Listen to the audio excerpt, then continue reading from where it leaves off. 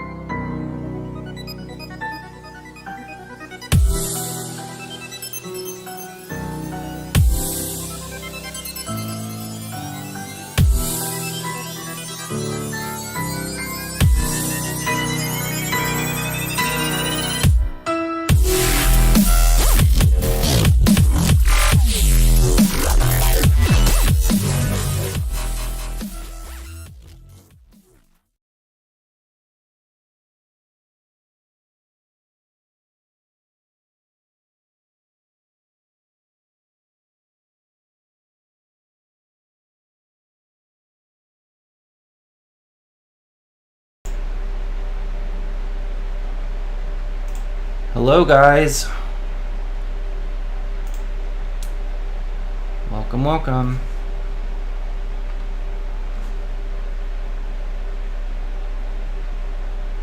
Let's see.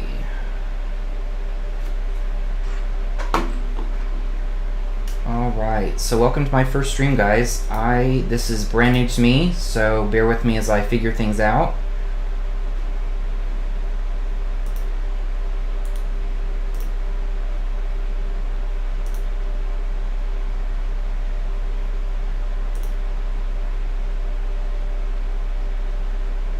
Let me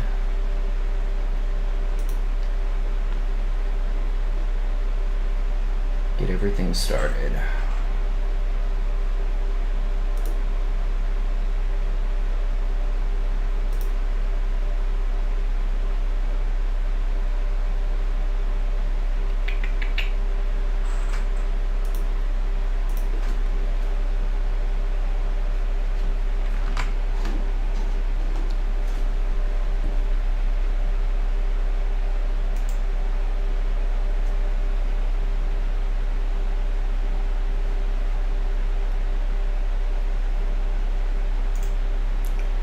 Bear with me 1 second, guys, while I get my screen pushed through for you.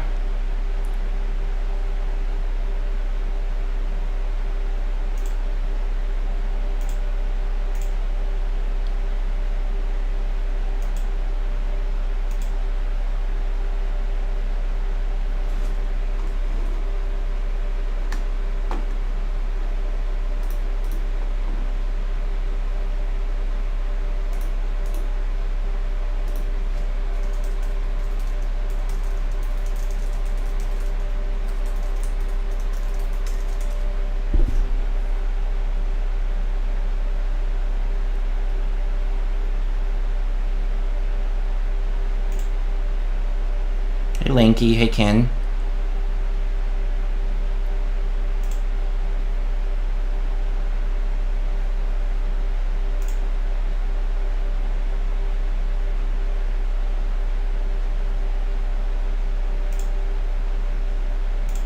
Bear with me 1 second, guys.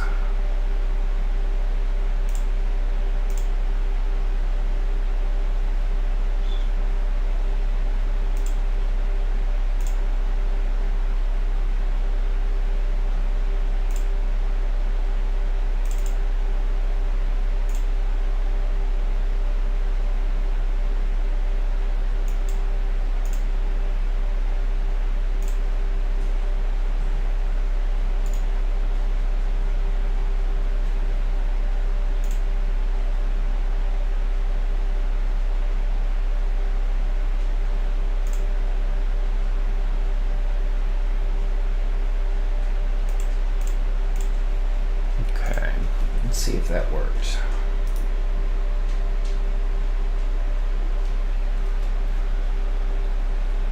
All right, I think we are looking at the same thing now.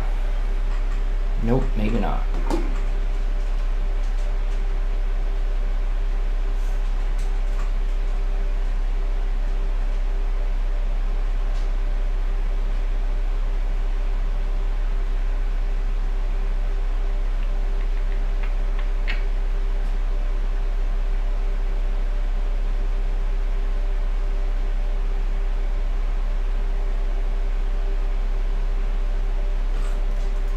All right, 1 second. I need to edit something, so let me...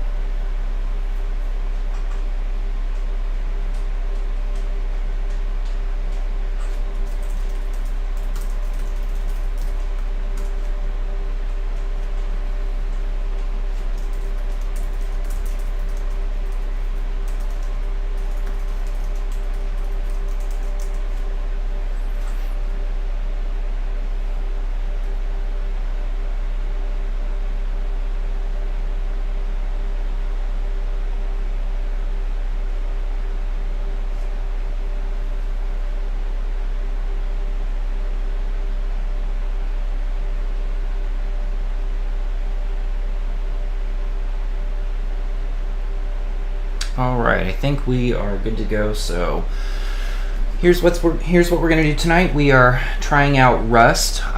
This came out a few years ago. I played it a little while back. I haven't played it probably in about a year or so.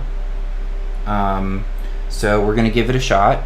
I'm choosing a fairly easy server, so if you guys aren't familiar with Rust, Rust is a kind of a post-apocalyptic game. I'm just going to jump into one of these here. These are noob-friendly servers because I need to get reacclimated to everything. I know that they've made a lot of changes to the game since the last time I was on. So, Rust is a post-apocalyptic game. You wake up as a survivor to some sort of disaster that's happened, and you have nothing but a rock on you, and your job is to start foraging for different supplies and materials, and build yourself a base and all of that. So that's what we're going to look at. It'll take just a second to load. It's a pretty cool game. I've played it a few times in the past and really enjoyed it. I haven't checked it here in the last probably year or so, and I know that they've come out. It's still in early access, so I know that they've added a lot of new material to it, a lot of new skills and tools and stuff that you can acquire. So I'm excited to see the new stuff in it.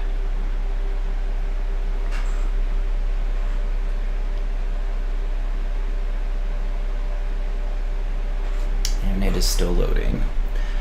The one thing about Rust is it doesn't take a lot of PC power to run. Most of it is kept kind of in server, so you don't have a huge download, but it does take a little bit to load when you're first logging in, especially after a long time, because they keep most of the content in the server that you're logging into.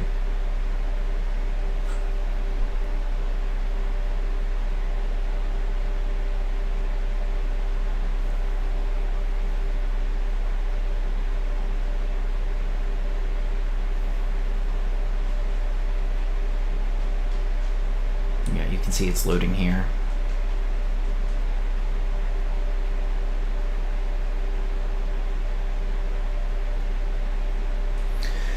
And my screen will look a little different next time we log in. This is the first time I've gone live, so a lot of my overlay and stuff has been moved to the back. I'll move that back up to the front here at the end of the stream and get everything back on track.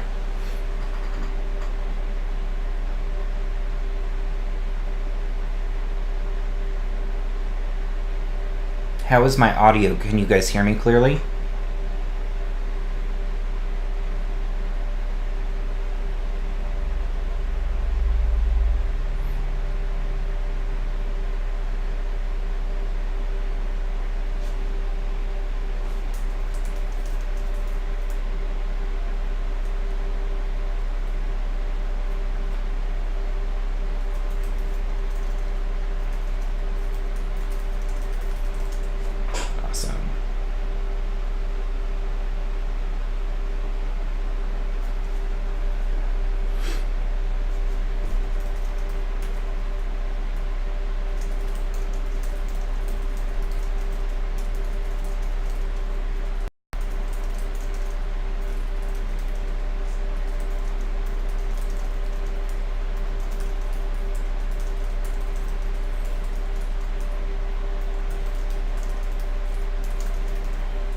Sorry if you guys hear me typing in the background. For those of you in the chat, Ken Jarek has been my coach in getting me started on my stream, and I'm troubleshooting things with him in the back.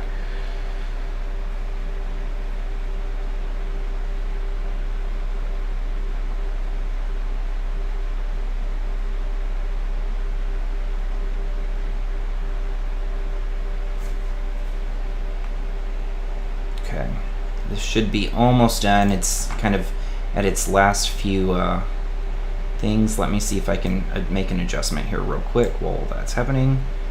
You guys should hopefully see my overlay and stuff pop up here in just 1 second.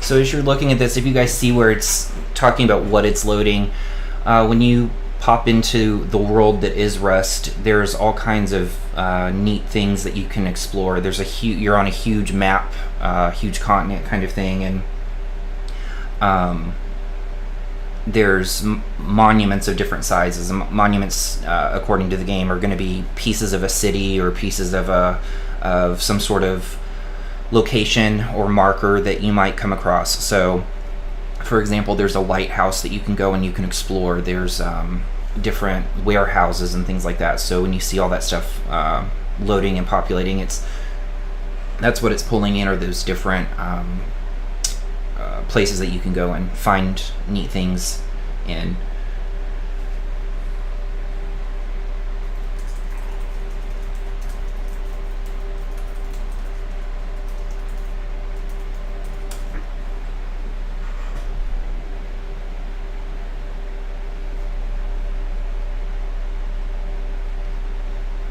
Apologize for how long it's taking to load. Again, it's been a long time since I've played this game, so it's kind of reacclimating me and the system to the game stats.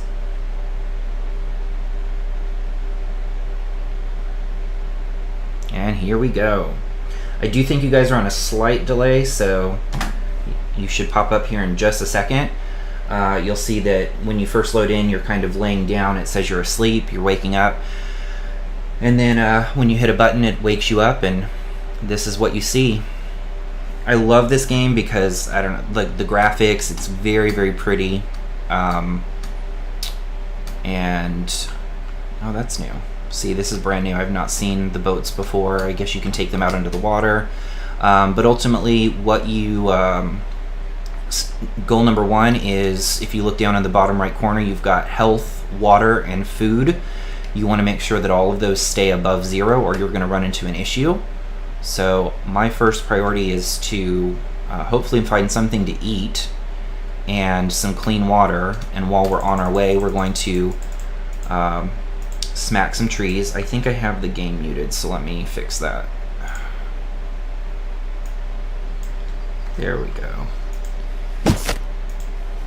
And so you can see I am smacking this tree. Now you can just hit the tree if you want to. The little X supposedly upgrades how much wood you get from it. If you just were to hit it anywhere, you're going to get I think 40 wood, and if you hit it on the X, you get 45 or 50. So the idea is to gather wood first.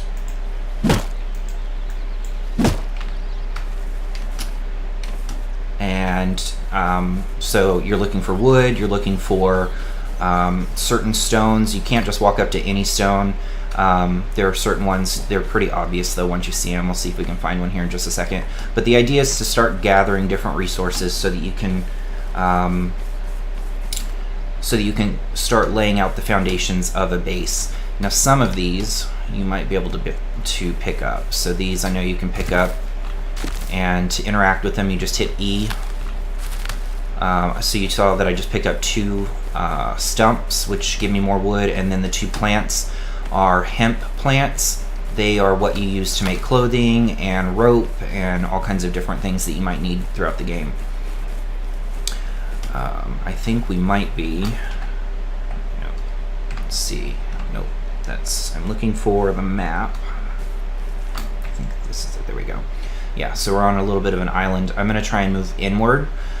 You can see some of the landmarks that are here. There's a mining outpost that we'll come across. I don't know, again, this is an easy map, so I don't know the extent of what we'll run into. Some of the maps that you can join, some of the servers you can join, have everything from zombies to evil scientists that try and kill you. Some of the maps that I've been on have other players that you can fight with. I specifically chose a map this time that doesn't have, or is not supposed to have people to play with. There are people here, but they're supposed to be peaceful, just so that I could get familiar with everything again. There are animals. I heard a chicken back there. I probably could have gone hunting if I was more prepared. And so you'll see as we start gathering resources, if you hit tab, it's going to take you into your inventory, and there are all these things over here on the right hand side that you can start preparing and building. I'm going to start first with a couple of spears to protect myself in case we come across a bear or a wolf or something. Maybe a couple of bandages. And we'll start getting some clothes together. And so you see these numbers, they're starting to craft up. If I click up here at crafting, it shows you a more inclusive list, shows you each of the things you have kind of in your pipeline of things that you're building. Over on the right hand side, it's going to show you kind of what you need to make each of these items.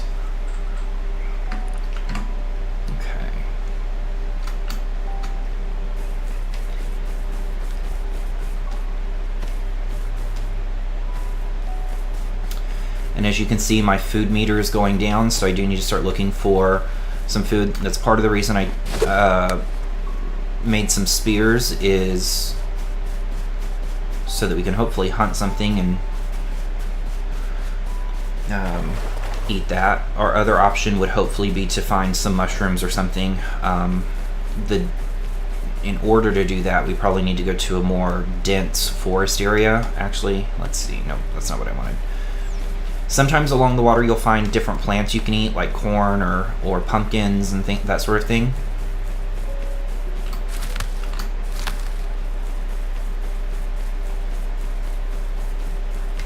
Has anyone watching played Rust before?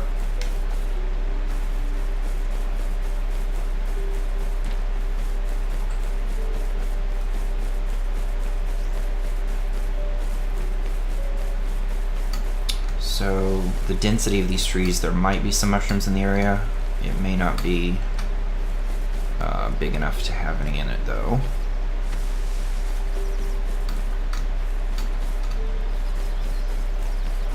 Yeah, Ken, it's a fun game.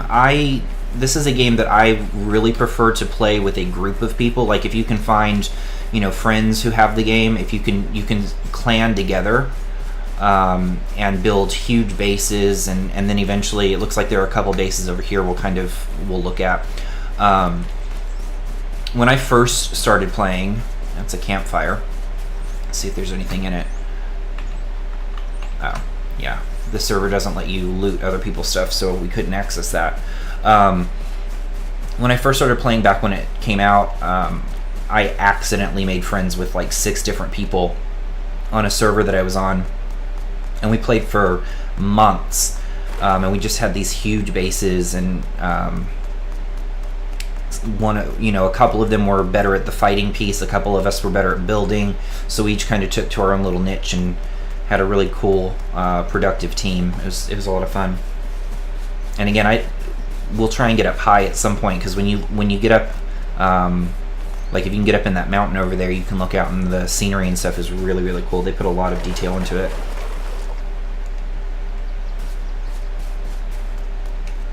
Yeah, it looks like somebody built a base. That's something that I would usually do. Build your base out kind of in the water.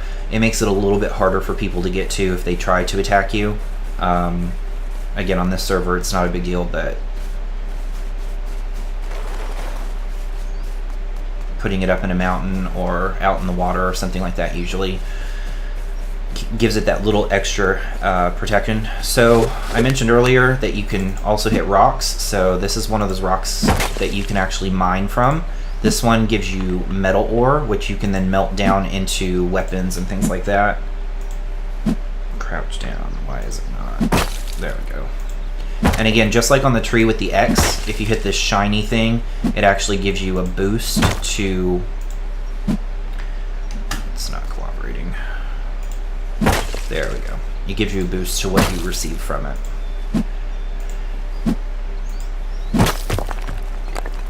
And this is one of the enhancements that they made to the game, is that it used to be that each of these rocks would give you a little bit of everything you would need. This one's being difficult. You have to hit it at just the right angle. Like you could find one of these and it would give you stone, it would give you metal, it would give you sulfur, all these different things that you need to make the game productive. Now there are different rocks for different things, and it makes it a little bit more interesting.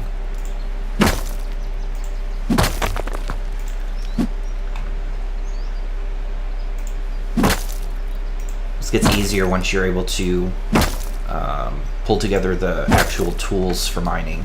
When you get the axe and the pickaxe and that kind of stuff. I'm trying to get over here to these trees. There we go. Yeah, this is a nice area. All of these rocks here can be mined, so we'll come back for that in just a second. My first goal is this. So we're gonna grab up these mushrooms because this will bring my health back up. Let's see if there's any more. I remember when this first, Ken, the forest is, that's another game that I'll probably play on here at some point. This came out, I think this came out just a little before the forest did, but this, Daisy, the forest, all of those came out around the same time. This came out in 2013. I'll have to look and see when forest came out. And I have always been very pro post-apocalyptic games, survival games. base building games. Oop, I'm lagging a bit. So when this came out, I was all about it. And I've got the Forest. I'll play that one night here in the next week or so. Huge fan of that one. The Forest to me is also just, the graphics are amazing. And I like the difference between that and this is the cannibals in the Forest are a neat addition to it. Let's eat before we starve. So you can eat a couple of ways, I think, I know that they were updating some of this. Usually you can put it in your toolbar. I don't know if they changed that, so you can't do that. So you just open up your inventory, which makes it hard to do when you're on the run. So make sure you find a safe place to hide before you start eating. There's not a lot of risk here right now, so I'm going to just jump in here and eat these. While we do, we'll talk for a second. You can see that there's snow on the ground now, whereas before it was mostly grass and whatnot. One of the cool things about this is they think a lot about the environment that you're in. So if you stay in the snow for too long, especially if you're up in the high mountains, you can get frostbite and you can freeze. If you swim in the water at night, it can get too cold and you can get sick and kind of get hypothermia from it, that kind of stuff. So it's really neat.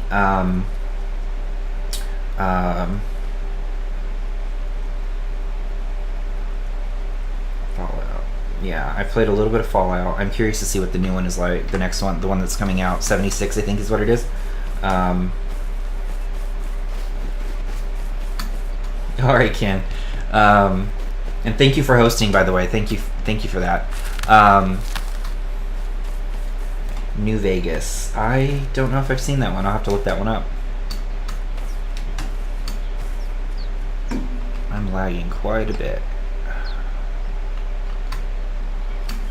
And I just heard something run by, which makes me a little nervous. I don't know if somebody's in that base or... Yeah, I don't see anything.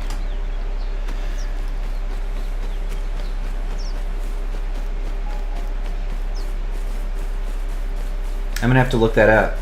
New Vegas.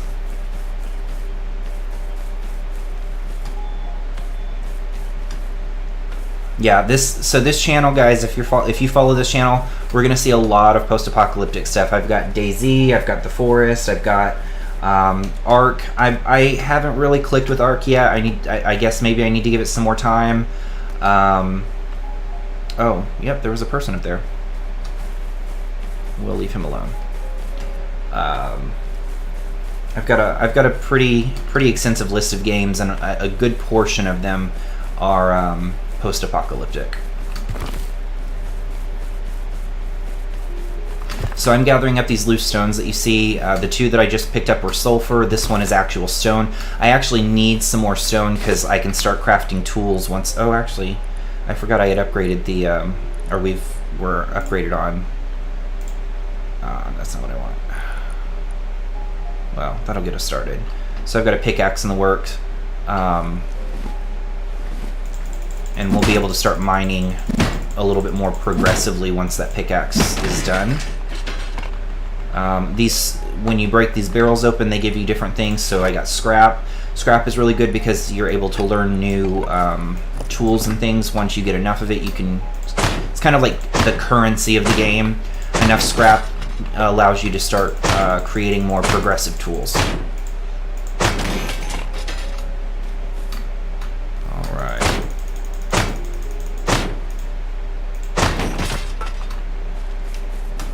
Let's see what else.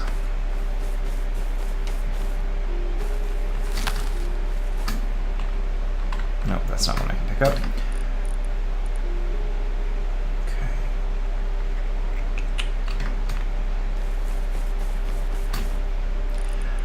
Okay. These are also good.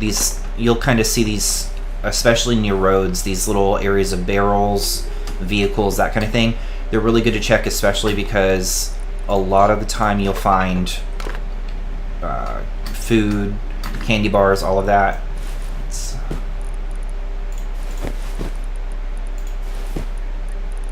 Okay, we are now dressed. That's good. And obviously, as you craft clothing and that sort of thing, it affects kind of your armor class, if you will. If I were to be attacked by a wolf or a bear, without the clothing, I would be a little bit more susceptible to injury. All right, so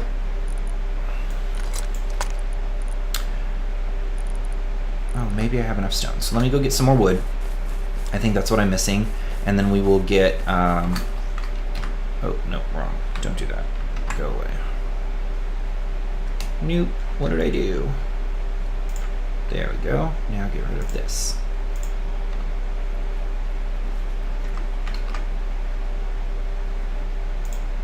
There we go. Sorry about that. We're going to grab some more wood because I think that's what I am missing so that I can make an actual hatchet, and the hatchet will let me gather some more resources, and then we'll start building a base. Yeah. Again, the amount of detail they put into this is really cool, and it's neat to see how it's evolved. It used to be very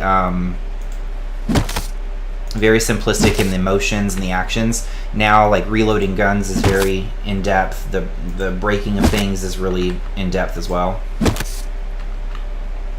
It used to be when you would find the barrels and you would break them open, instead of having the intricate pieces fall out of them, it would just be like a canvas bag, and then you would pick it up and the canvas bag would say say, oh, you picked up rope or gears or a bow or whatever. That's what I needed. And now when you break them open, they actually go into detail as to you see the item, which is really cool. I'll go back down here and pick something else up.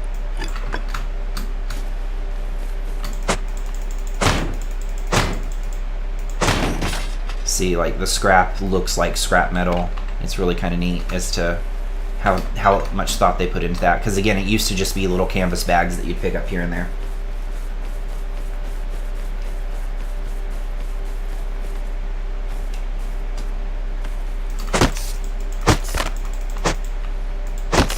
So now I'm actually gathering much more effectively. I'm getting 60, 70, 80 wood per hit versus the 40 that I was getting before. And we can start looking at building a base.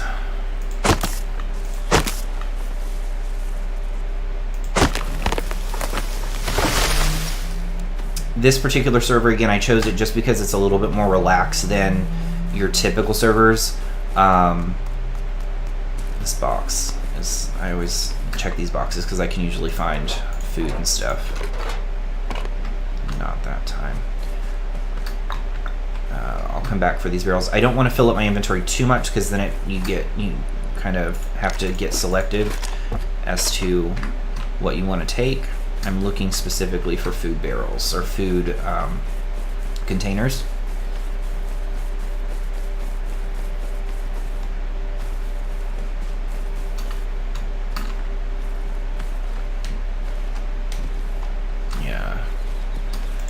Try the blue ones. I think they usually just carry.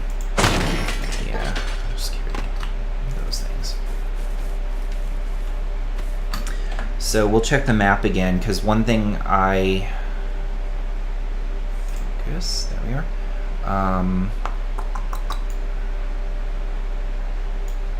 I don't know if we're going to run into radiation on this map. That's something I didn't look up before I jumped in here. Ultimately, what that means is anytime you go into these big areas that at once probably had civilization in them, if you run into them without certain equipment, you could get poisoned by radiation or something like that.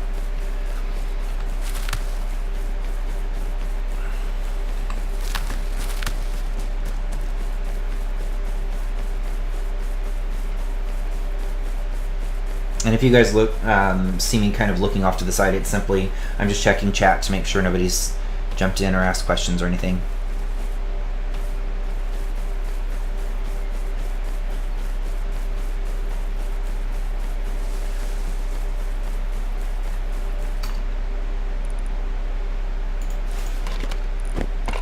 I'm going to switch out these pants because those should be an upgrade. Oh, those are new. I've not seen those before.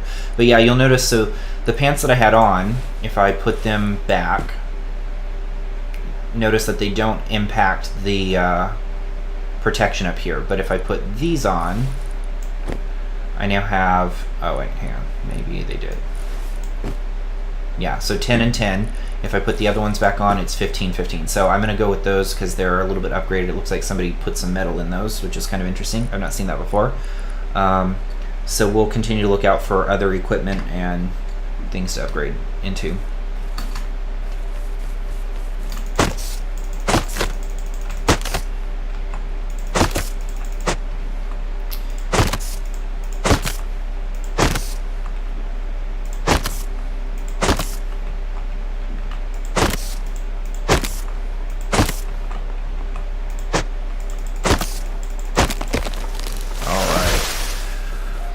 Trying to get just a little bit of resource, because once we find, I'm probably going to try and find a river to build near.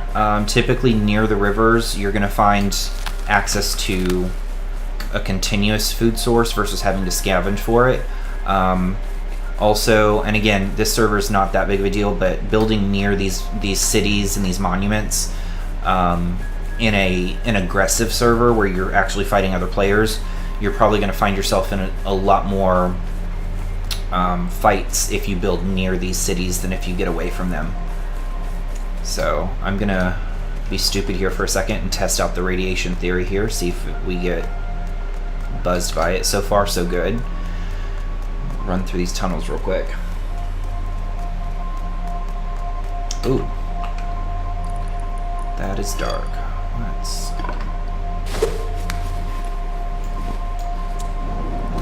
There we go.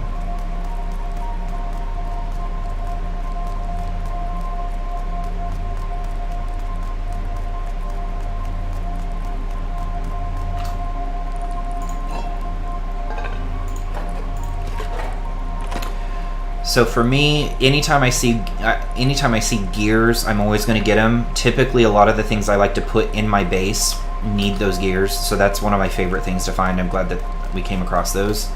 Let's see where this takes us.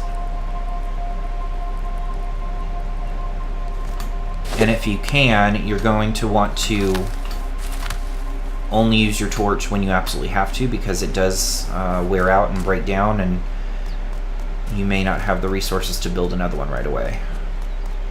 Good news is that this particular server does not have radiation in it, so that makes things a little easier. Forgive the background noise. My cat has decided to invade my room, so you're probably going to hear her. She's needy.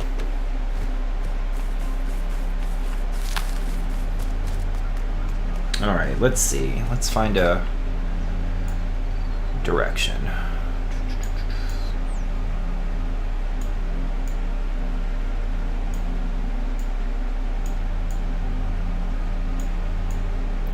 Alright, so the closest river is going to be in this direction over here. So we need to head east. Okay.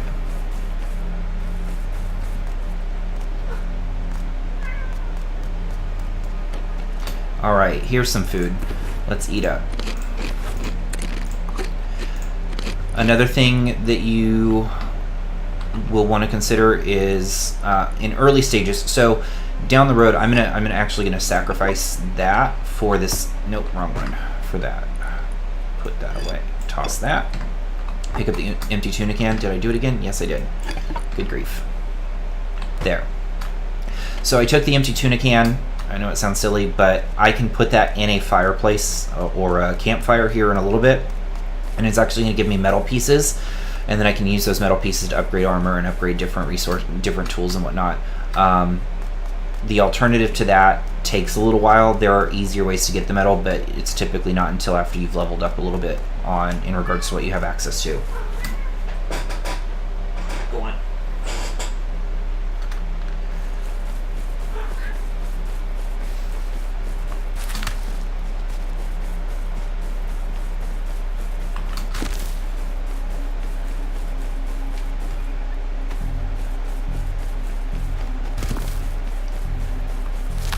still headed east because we want to find that river that we grab that.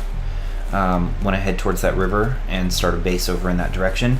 Again, the rivers typically have a food source. Oh boy. So I don't know if you guys just saw that. Let me get away from him and then I'll turn around.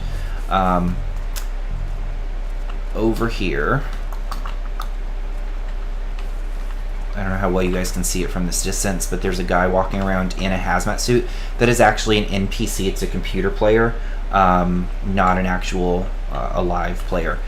He's guarding something over there, and considering I don't have any decent weapons, I'm not going to take him on right now. If I get a bow and arrow, if I can actually, can I craft a bow and arrow? Why do I keep doing that?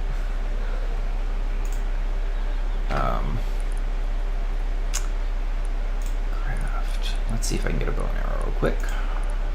I can. But to do that, I'm going to need to drop something. So let's drop the hemp seeds and... yeah, we'll drop those. So we're going to get a bow and arrow really quick, just because now that I've seen this guy, I would rather be ready for him. And I need to be on the lookout for some more stone because I'm only going to have about 25 or 30 arrows on me. They're pretty... those guys can get aggressive, especially if you show hostility. Yeah. I'll come back for him. Typically, well, I hope that's one thing I hope that they have upgraded. When they first brought those guys into the game, which was... it's been a little while, but when you would kill them, you'd get very remedial, like just very unimpressive stuff from them. And it's funny because they're walking around with shotguns and AK-47s, and you know they've got some nice weapons on them. And you kill them, and you don't get any of that. You get, you know, like maybe their hazmat suit, which is nice if there's radiation. This particular map doesn't have radiation, so it's not as pertinent. But you're getting, you know, just stuff that you really don't need. So I'm hoping they maybe fixed that and made the loot just a little bit more impressive. Let's see. Are we still headed east? Yeah. So. Yep. I want to get some more arrows going. That's better. That'll give me a good chunk of arrows. Good. Grab these mushrooms just in case. And why not? We're still relatively... we can always start over if we die. Actually, I tell you what, we'll fix that. Let's... we're going to make a sleeping bag. And while that sleeping bag is in the works...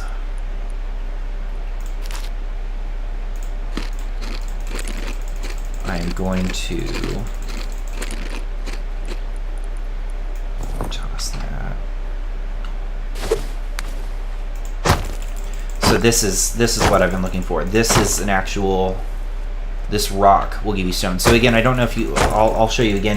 This particular rock gives you actual stone, whereas the rock we hit before, if you noticed, it was kind of discolored a little bit. The... based on the color, the tone of the rock determines what you get from it. So this one's stone. If it's yellow, it's typically sulfur, which is how you make gunpowder and explosives and that sort of thing. And then if it's more silver looking, I guess, typically there's metal in it that you can get. And the metal you can use, you can melt it down to make different weapons and tools and armor. All right.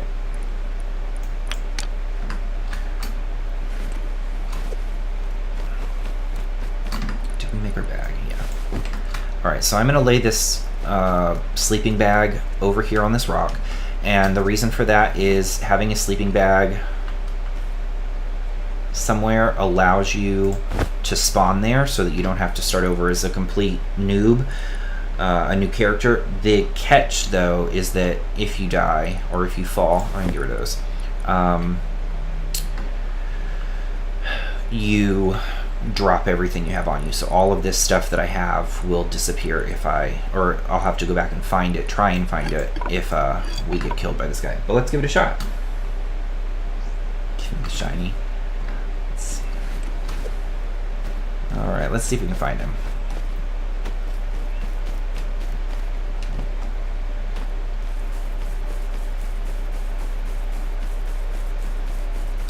I don't know how aggressive they are on this particular server. The last couple times I've come up against them, back when I was playing before, I lost quite easily. But we shall see. I don't know what the range on this thing is either. It's been a long time.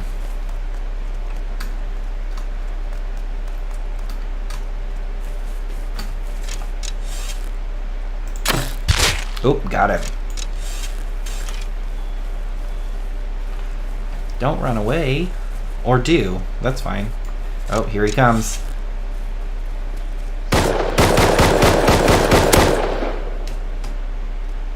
Yep. That's what I thought. Alright, so...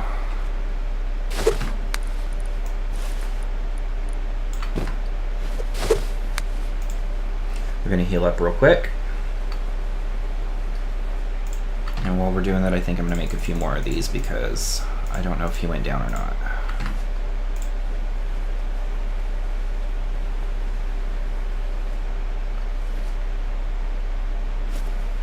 Alright.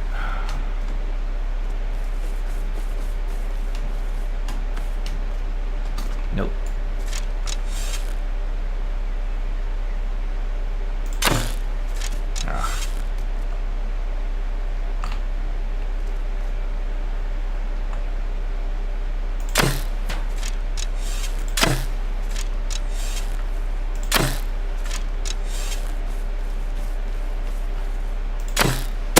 Got him.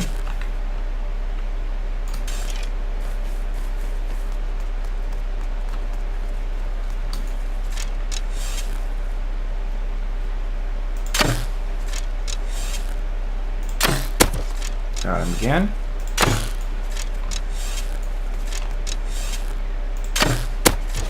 Got him. There he went. All right, that went better than I thought it would. Now, just wait. Let's make sure that he does not have a friend. I don't see any.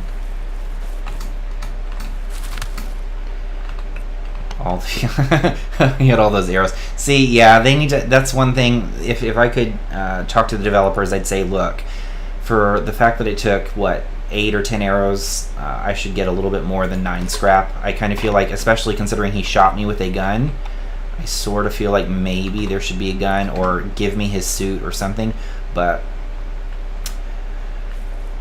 kind of a neat success to take him down with a bow and arrow. That was cool. And I didn't take too much damage. So in the back of the truck, if I can get up in here, we've got more barrels and stuff. It'll probably be similar loot. Yeah, that's kind of, that to me is one thing that they could work on, is either making the loot a little bit more exclusive, or rewarding you for certain tasks or certain things that you accomplish. But that went pretty well. Good. Here's some food. We don't really need those because it doesn't seem like there's any radiation on here.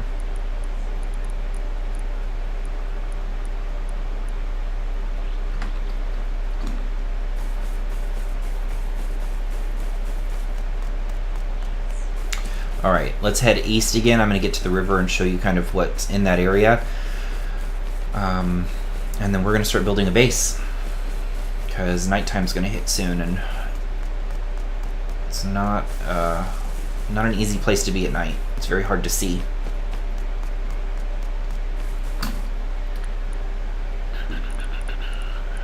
Is there anything I can get rid of here?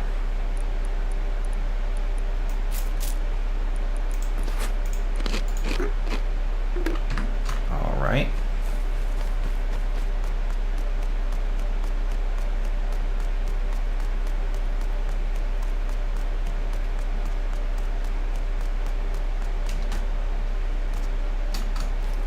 one of the things I want to look for at some point is back when I used to play, especially like if you could find a cliff or a nice rock face near the water, they often had caves to them. I know that they were kind of enhancing the caves or changing the caves a little bit, and so now you can find ways to get down underground and that kind of stuff. But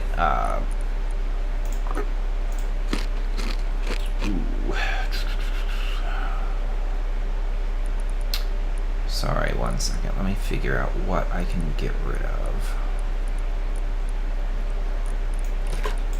That works. Nope. That. All right, there. But it back when you could, like when you would, we used to find huge caverns in the sides of these rock faces near the ocean, on the edges of this island that we're on, and we could build bases in those. I haven't seen any recently. I want to yeah, so we're headed up there, and we are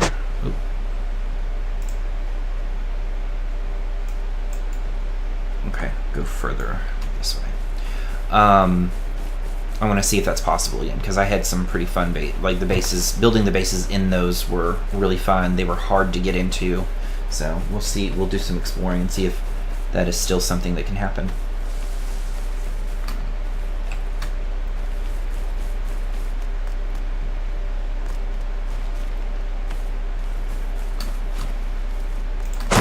Oh, there's another guy over there.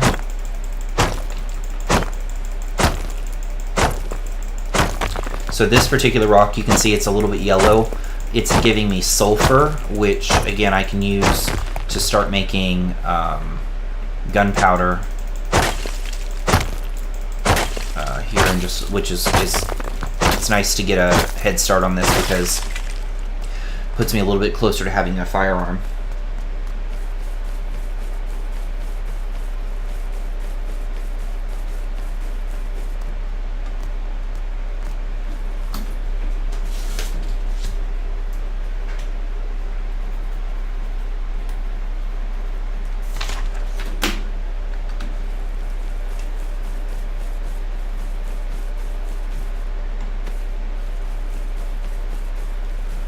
Ken, did you decide not to stream tonight? Are you still there?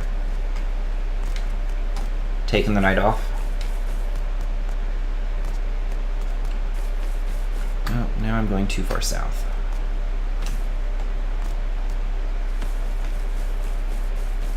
There we go. Please.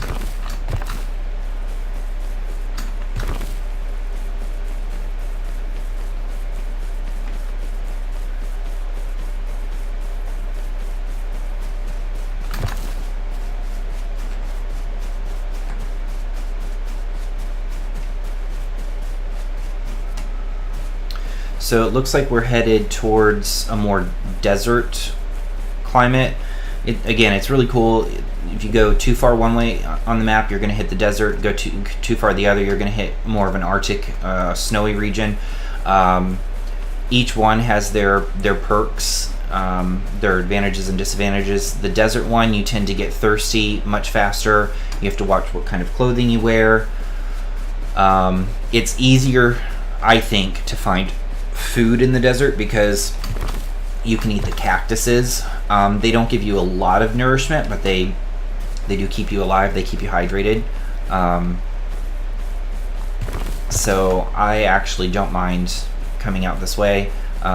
Building near a river in the desert is actually really beneficial. One, because you've got that the rivers serve as a clean water source. You can drink from it, keep yourself hydrated that way. You're surrounded by the cactuses, or cacti, so you've got food and everything.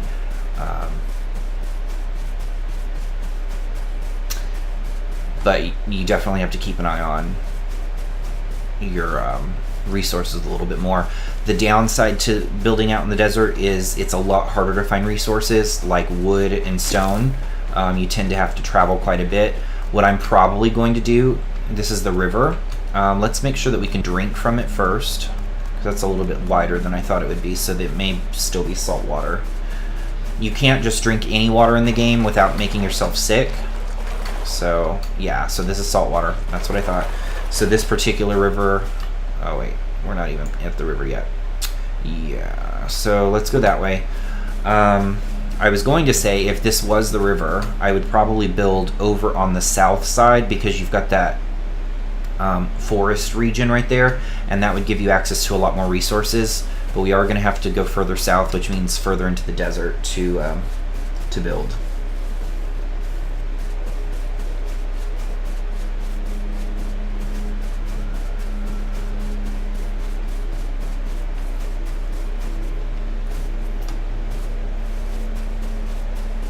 And because it's getting dark, I'm not going to really stop and do any more foraging yet. I'll wait until we get situated somewhere.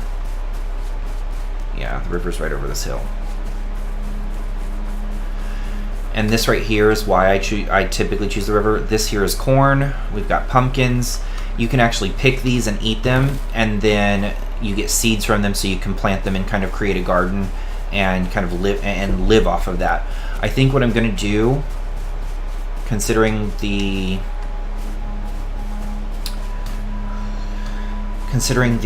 layout here, is there's a base up there.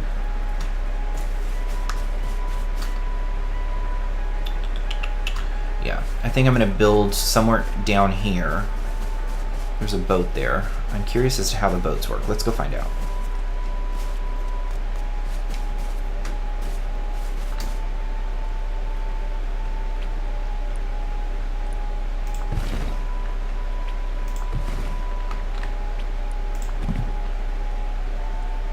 Okay, so I can get in it, but I can't seem to drive it yet.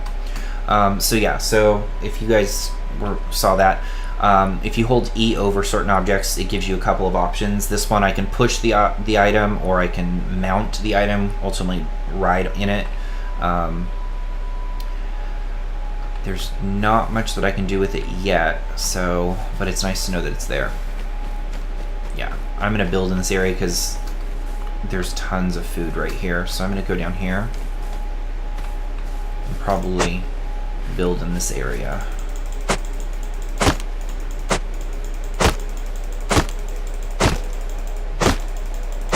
Gather this up real quick.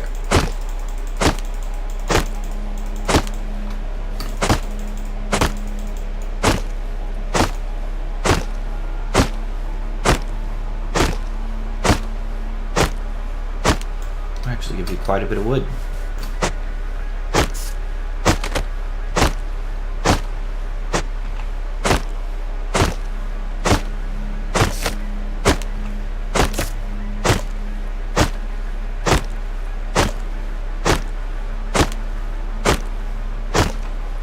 I always found it funny that these skinny little trees in the desert stand as long as they do and give you as much resource as they do, but then you go over to the forest and after, 6 hits, yeah, I maxed out, the tree falls. It's kind of funny to see those big trees last so long. So the other reason I chose to be by the river is just because I can come over here and I can drink as much water as I want from here, whereas if I go over here, it won't let you drink it because it's salt water, and so you can get sick if you drink that or try and drink that kind of stuff. Alright, so let's talk about building for a second. I'm going to choose a spot over here, probably on the very tip of this peninsula that's formed. The first thing you need to do to build is jump into your crafting menu, go to common, and look for the building plan.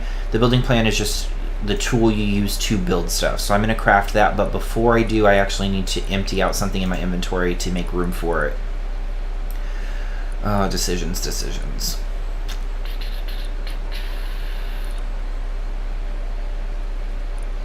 Let's finish off these mushrooms. That should get my food to full. Alright, and now we're going to pull together this.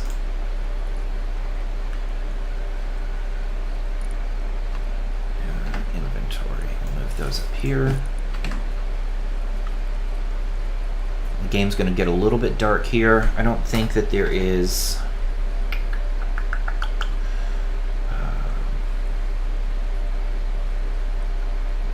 yeah, I don't think there's... Some of the servers have a voting system that you can bypass the night, and I don't remember what the key code is for that. So we're going to pull this out.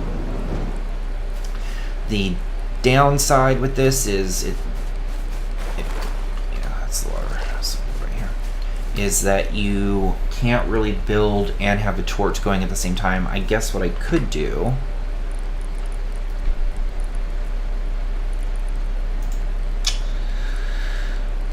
would be, oh,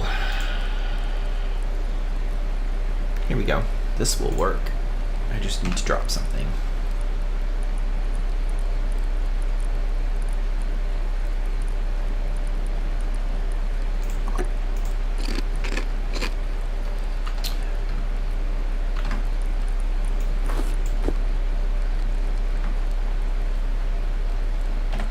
No, there we go. So now I can put the torch away.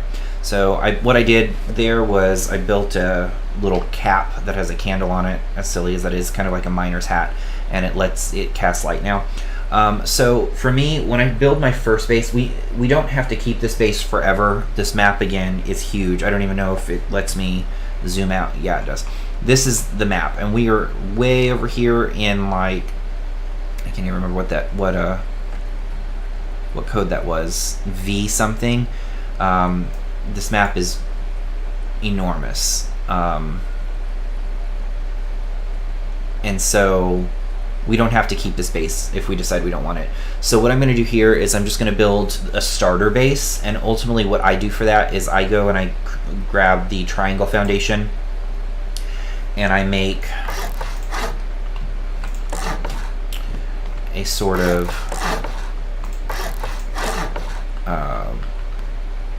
hexagon kind of thing. You might add one or two extra sides, but the idea is that this should give you most of what you need to most of the space that you need to get started. So I'm going to put this together real quick. I always put a double door, one and again, this server is different. I'm playing the server, this particular server, as if it were an aggressive server with other players, just so you kind of get a feel for the layout of the game. I'm not going to use actual roof for this. I'm just going to put flooring as ceiling, and that just ensures people can't get in through the top of it. So that's it. That gets me started. I need to make a couple of doors. That remains a work in progress because all of this stuff that you're building right now, you can see it's just kind of wood and mud. You can see through some of it. You can eventually upgrade that to actual wood, and then you can upgrade that to stone, depending on your resources and how all of that works. So we've got that started. The next thing I'm going to do is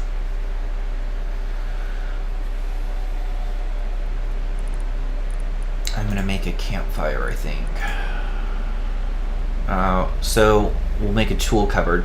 The tool cupboard is a I guess you would call it a piece of furniture that you make that, and ultimately the idea for that is you put it in your base and it prevents anyone else from building in the area. So it's kind of got an area of effect that it impacts.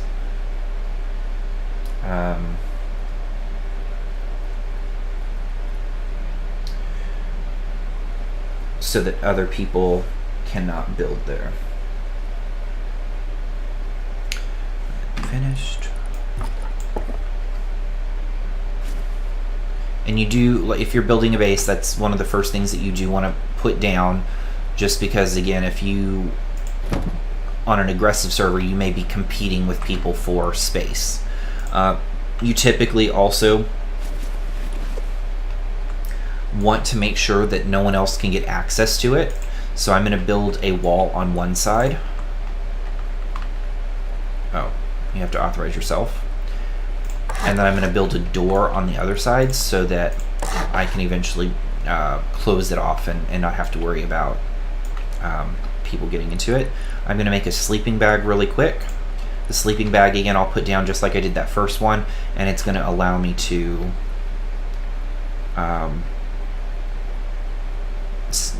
kind of save your game, if you will. The thing about so Rust itself runs 24/7. So if you log out of your server, if there are other people on the server, they can still break into your base. They can still come after you, take your stuff, all of that. Okay, so all right. So now we have a sleeping bag here. If we were to go out and die, if we starve to death, if an animal attacks us, anything like that, we can respawn at one of the 2 sleeping bags we have laid out. You saw me name that specifically because I want to know which one I'm spawning back at. I'm looking for that. So I'm going to make a couple of these. These are little storage containers because my inventory's got quite a bit of stuff in it. My goal is to make a couple of those, put them down, and then... Did my hat run out? Yep. There. Your hat runs on fuel. Okay, so put these in here.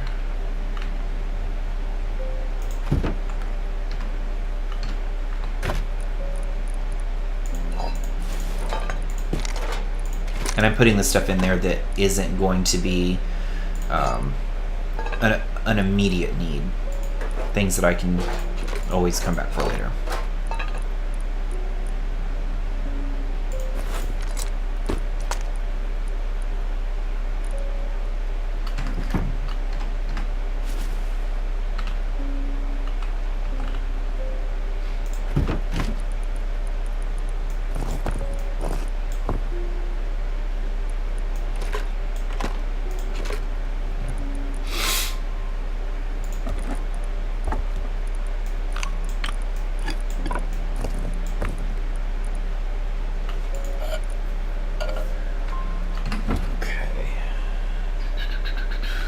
Fireplace. Let's make one of those.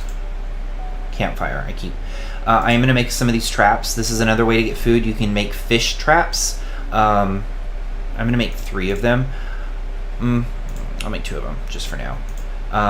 You can actually put those out in the water. I think it usually works a little better if you put it in the ocean versus in the river. And I don't know if you guys can hear it yet on your end, but I do hear a helicopter that is actually in the game. If you there are helicopters in the game and they are hostile. They won't attack me right now because I don't have any weapons on me, but if you walk outside with a helicopter in the area and you are armed, it will shoot at you, so just make note of that if you guys start playing. Let's see. So I'm going to put...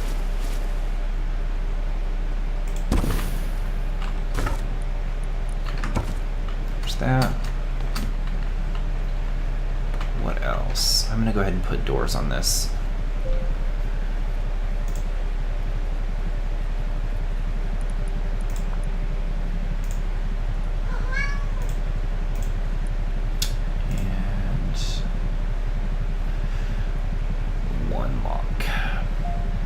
I typically would make 2 locks here because I'm making 2 doors. I'm only going to do 1 just because these locks are a bit of a nuisance in my opinion. That's what I was going to do. Grab these. Take them over here. So I'm putting these cans into the fire and I'm going to turn it on. That should melt them down so that we can get metal shards from them. And then those metal shards...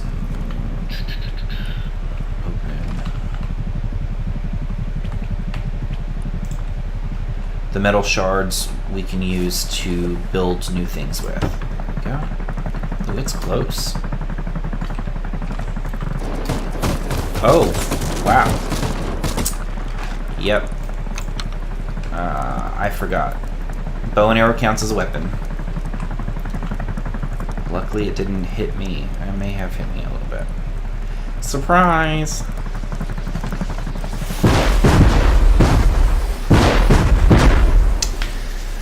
Interesting. Well, that was fun.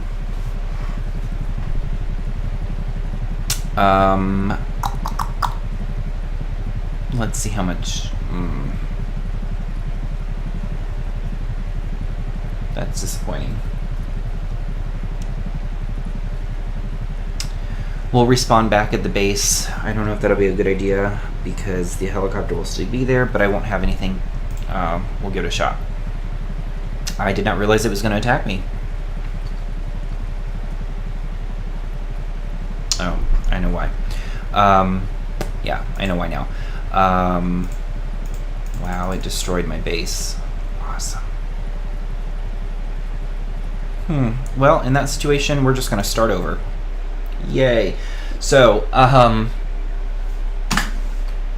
we're going to wake up. And here's where we're at. So, the helicopter, I didn't think about this. It attacks anything that is in more than 2 pieces of clothing. And I had quite a few. I had pants, a shirt, a handkerchief, or a face mask, a hat. So yeah, I had several. So it will attack anything that has multiple pieces of clothing and / or a ranged weapon. My bow and arrow may have counted. I didn't realize, I didn't even think about that. But yeah, the combination there was what did me in. So we will learn from that and try not to do it again. I started fresh, so I don't have anything that I had on before. I could have... That's a rock. I could have spawned back at the other sleeping bag that I had, but there really wasn't much reason for that because I didn't have anything else in that area. So I was going to have to start over anyway. If you die, you only have a certain amount of time before your body despawns. So by the time we respawned in the first sleeping bag and got back there, all of our stuff would have been gone anyway. So we were starting over either way. I am not going to focus on gathering that stuff just yet. My first focus is going to be food, and then we'll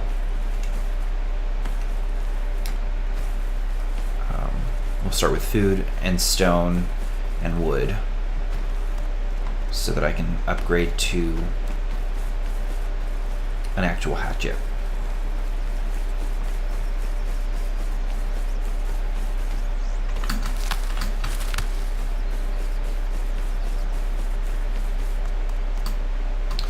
So we are in a different part of the map now. Let's see where we're at. Focus. Not super far away. It moved just a little bit further west. We were over here in the east. Oh, we were way up here. V16 is where we were. We originally spawned... Where did we spawn at? I think we spawned down here in M23. So it didn't move us too far, but it did move us a little bit further west. I think...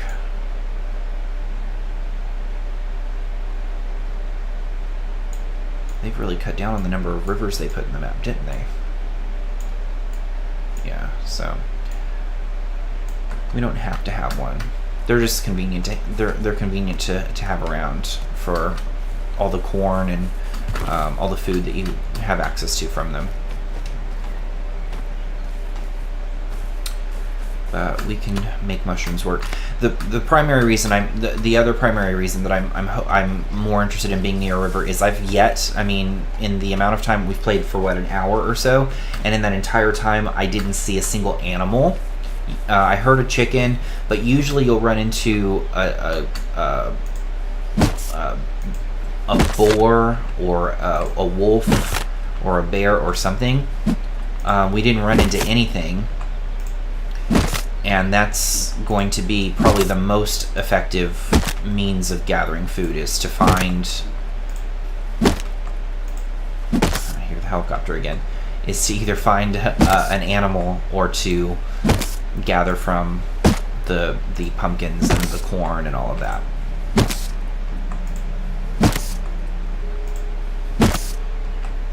Yeah, I do hear the helicopter again. I don't think it'll mess with us this time, really, because I'm unarmed and I have no armor. I am going to go ahead and make probably some pants, just because otherwise I'm running around relatively naked. Your characters do spawn in completely naked until you make them armor or some sort of clothing. So they're completely susceptible to all of the elements.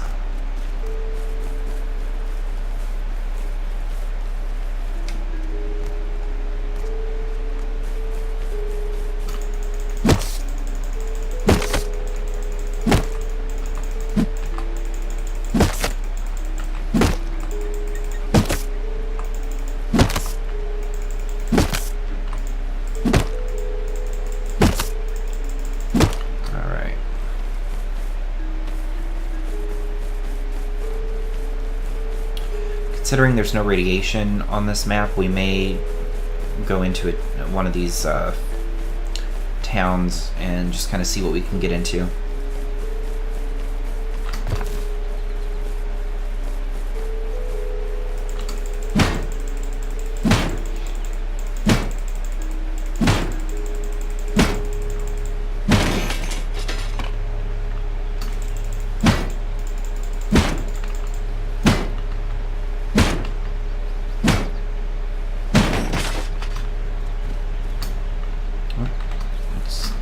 These green boxes are what I prefer to look for, because they almost always have food and water in them. So anytime you see those, if you, especially as a new spawn on the map, you definitely want to keep an eye out for those.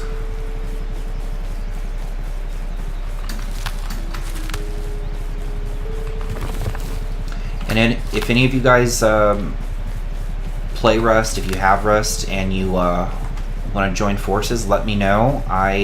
Again, this is a game, it's a fun game. It's relatively relaxing. If you're on the right server, you can kind of make it as stressful or as unstressful as you prefer. But playing it with other people, being able to have that conversation and stuff, it kind of feels slow if you're doing it by yourself. But if you have, one or two other people there that you can engage with, it moves things along a little bit better.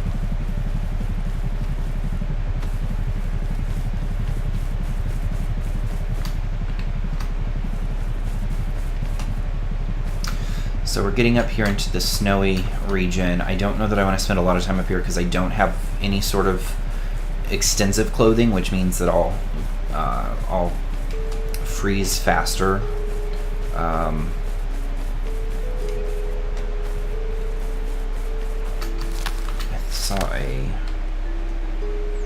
Yeah, we can make it to that. I've not been to the abandoned supermarket. Let's go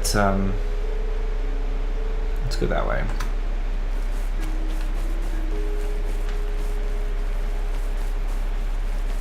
Yeah, we'll go up there because I've not seen it before.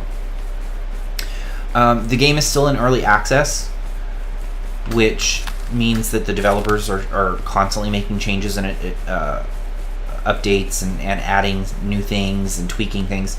So the whole map itself changes from time to time.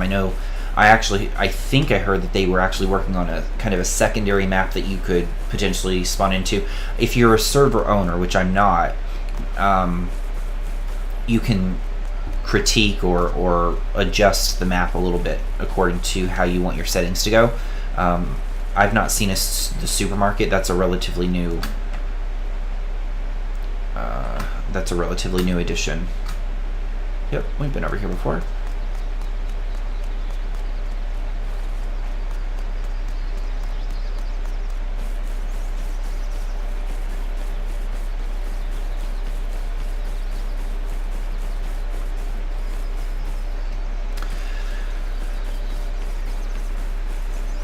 Can I get through here? So guys, make sure you check out, if you guys are watching on a computer screen, scroll down underneath my video. You're going to see links to all of my social media, my Twitter, my Facebook. I think I've got Instagram down there. You're also going to see access to my Discord channel. Joining in on Discord, everything is free. There's no charge to join in on any of it. As the channel grows, we'll get a community in Discord where you can interact and exchange information, stories. We're going to post information on new games coming out, so it gives you a place to interact. My goal for the channel, my goal for all of this is to have a very positive community, a very encouraging community. So I want to make it kind of a safe place for people to go and hang out and talk and not have to deal with, kind of get away from real life for a minute. So a lot of why I am into gaming is to step away from the chaos that is the world. So yeah, join in and contribute to that if you can. So we're coming up on a pretty big base here. Somebody's been spending a lot of time on this. Now, one of the things about most of the servers on Rust, and I did see it as we started on the base that we got exploded in, Rust has it set up so that as you build a base, you have to maintain it, and so what that means is you have to apply specific resources to it every day.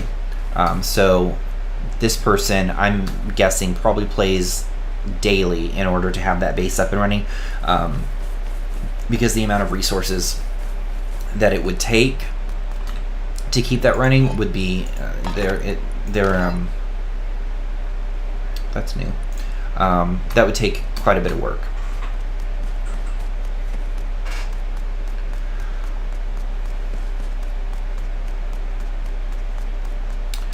Yep, I've never been into one of these. Kind of neat.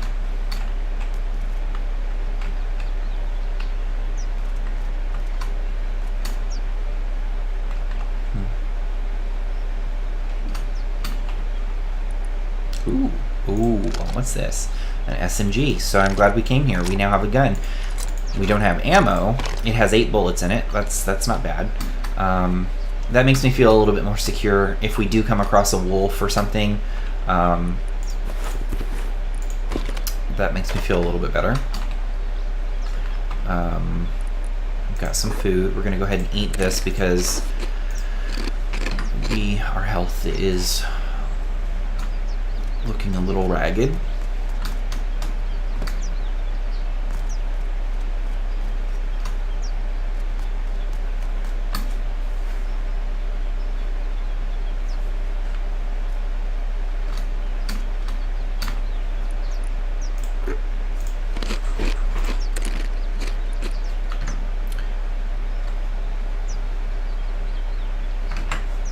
If you guys will give me 1 second.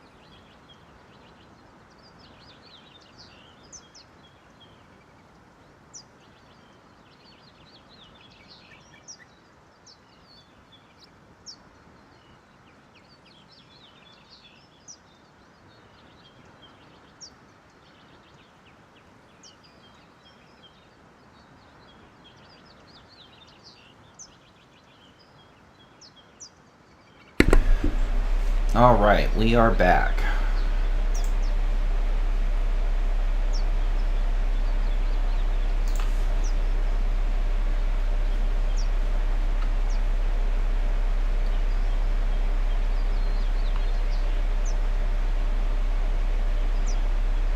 There we go, making sure the stream catches up.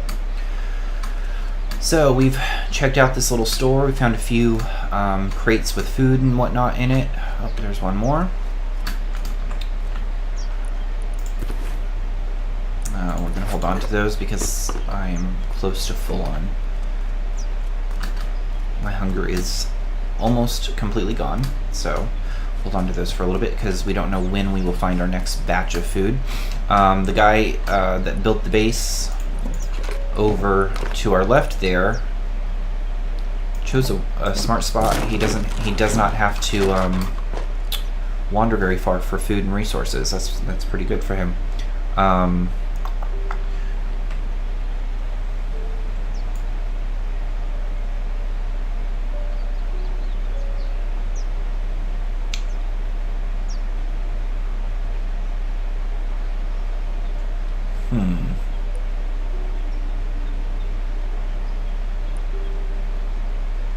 think we might do the same thing, just considering. So yeah, I'll probably go down here to the M20 area, which is south. Probably head that way and build a base in that area because it'll be surrounded by trees, which means I'll have access to resources really easily. I'm not far from the supermarket, which should mean that I will have access to food and water fairly easily. So yeah, we'll probably do that. And this rocky area,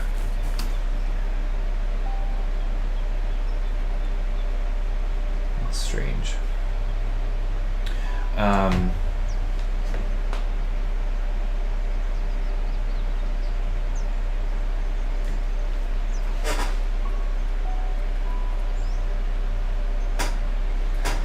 The rocky area that we see right here, sorry, I was just checking a message that came through. I like this area, so we might build a base in here. Want to be careful about how far of a drop you take. It looks like I took a little bit of damage from jumping off that rock there.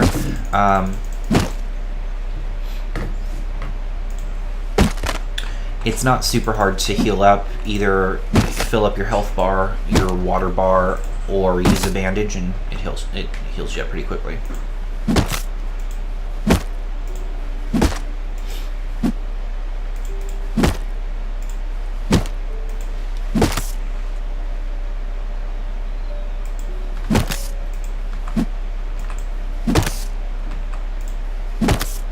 So, fun story, I don't know how much you guys can see in my camera. Behind me, I decided to get my dogs dog beds because they don't typically like being out of the room from me. So I went and I bought a bunch of dog beds for them, and of course, first night on stream, they've decided to go and take over my bed instead of sleeping here where I've got all my dog beds at. But that's probably what you're seeing on the floor behind me is the mess that is the dogs.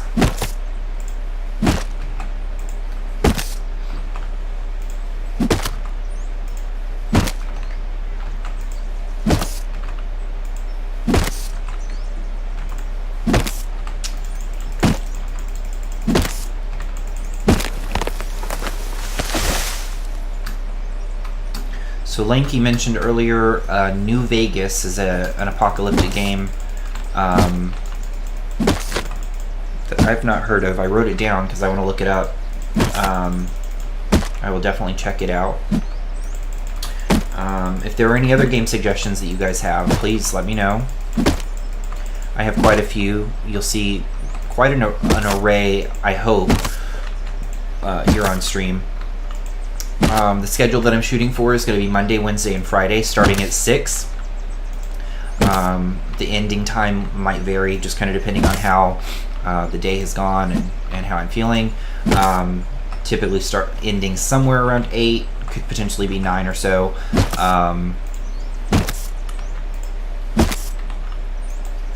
and then we'll probably have some occasional weekend streams as well. So coming up for this Friday,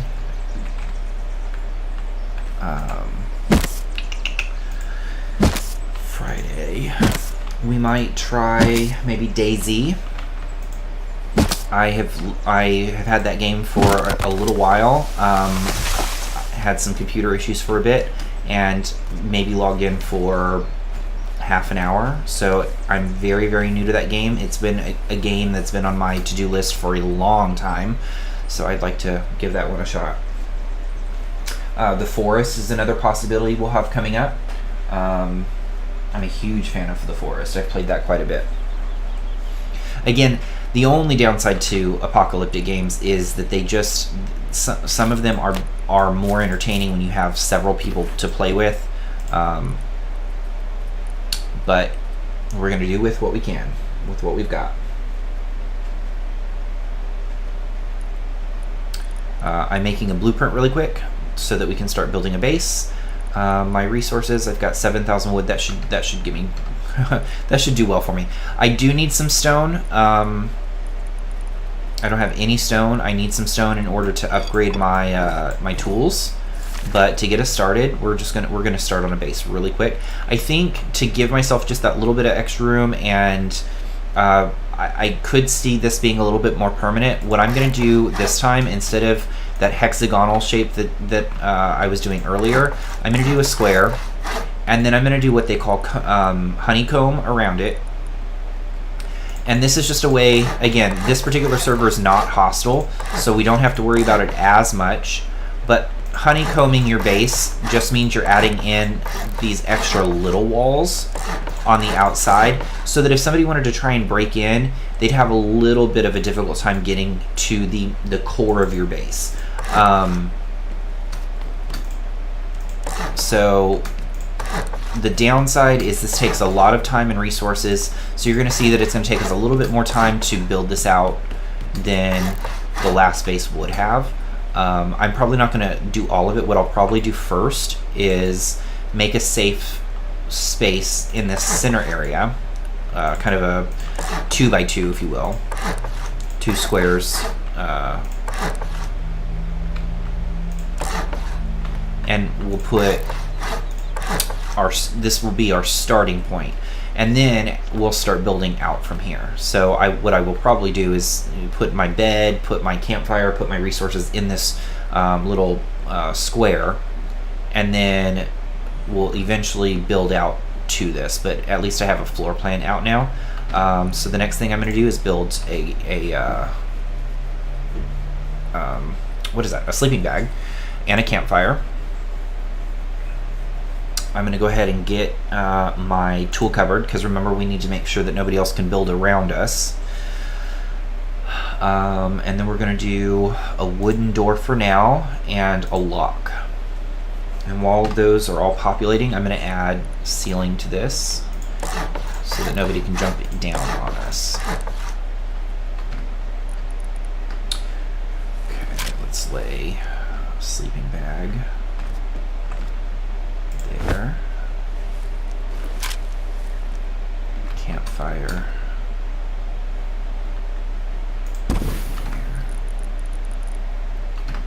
The tool cupboard, the only downside to the tool cupboard is you typically want to keep it blocked in or kind of secluded from everything else. So I'm going to put it here on this square, and I'm going to put a wall around it. I kind of find that my OCD kicks in, because now I'm going to have this oblong or kind of weird shaped room, but oh, don't forget to authorize yourself. I always do that. So we're going to put that there, and then we're going to put a door here. I'm not going to worry about putting a door up right there just yet, just because we're going to focus on this one first. I've got a lock, and I'm going to put it there, and then you have to, so with these locks, not my favorite lock. There's another lock that we can get that is more mechanical. This particular lock, you have to make a key for, so we're going to do that. And then you have to make sure you've got the key on you at all times. If you die, you run the risk of somebody being able to get into your base. So, fun stuff. But there we go. We've got the foundation, the start of...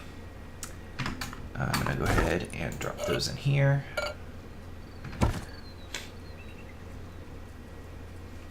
We've got the start of a little base. We are fairly protected. And that only took about half my wood. That's not bad. I do need to make a couple of boxes to keep my stuff in. I think we'll start with just one for now. Good there. Drink some water.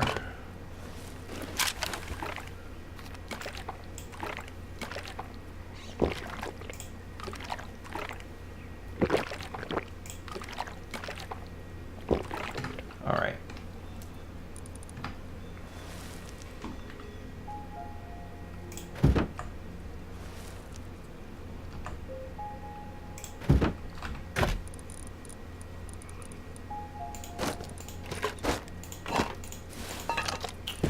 Dropping off the stuff that I don't need a lot of access to. Now these seeds, you can keep them if you want. Hemp is not hard to find. I will probably keep them just because I'm in a new part of the map, so I'm not familiar with where all the resources are yet. But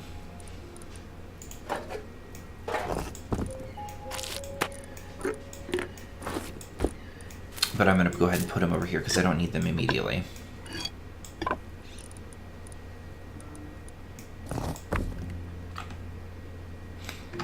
Alright, so we have... I'm going to go ahead and put this stuff away too.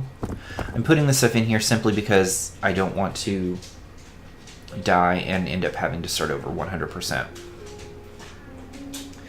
And the clicking in the background is one of my dogs. She's way past due for her nails to be trimmed, so forgive the background noise.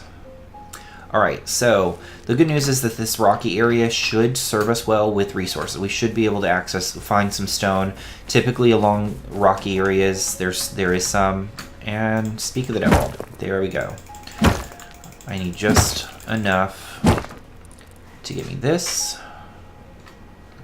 And I'm actually going to wait to hit the rest of that simply because I will get more from that with a pickaxe than I will without.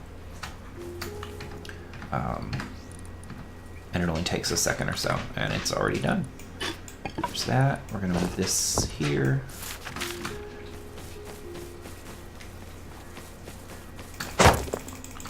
Yeah, see, I was getting 35, and with the pickaxe, I'm getting over 100. So definitely, if you can, the sooner you can upgrade your tools, and then again, focusing on these little glitter pieces or these shiny pieces, that give me 180. 240. The more of them you hit, the more it gives you. Like consecutively, if you hit the shiny spot each time, it goes up a little bit. So definitely worth it. That gave me over 3,000 stone. That is a big deal. I'm going to keep looking for stone because my next priority is going to be to upgrade my base from that's Lady in the background if you can see her. Sleeping on the bed. Finally, somebody's going to use it. Yeah. So I'm going to gather some wood and some stone again. I keep forgetting that if I hold down instead I keep clicking, it'll work. But I'm going to work on gathering resources just because I want to upgrade the base as best as I can. If you remember the last base, we saw that big one that I was talking about.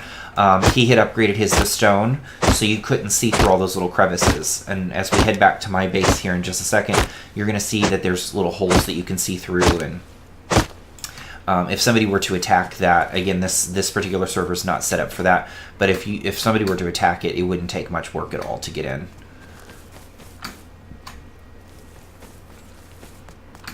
So I'm just doing a quick scan for any sort of collectible stone or rock. I see this one up here. So this one here would give us metal. This one over here is going to give us stone. We're going to start with the stone one because that was my mentioned priority just a second ago.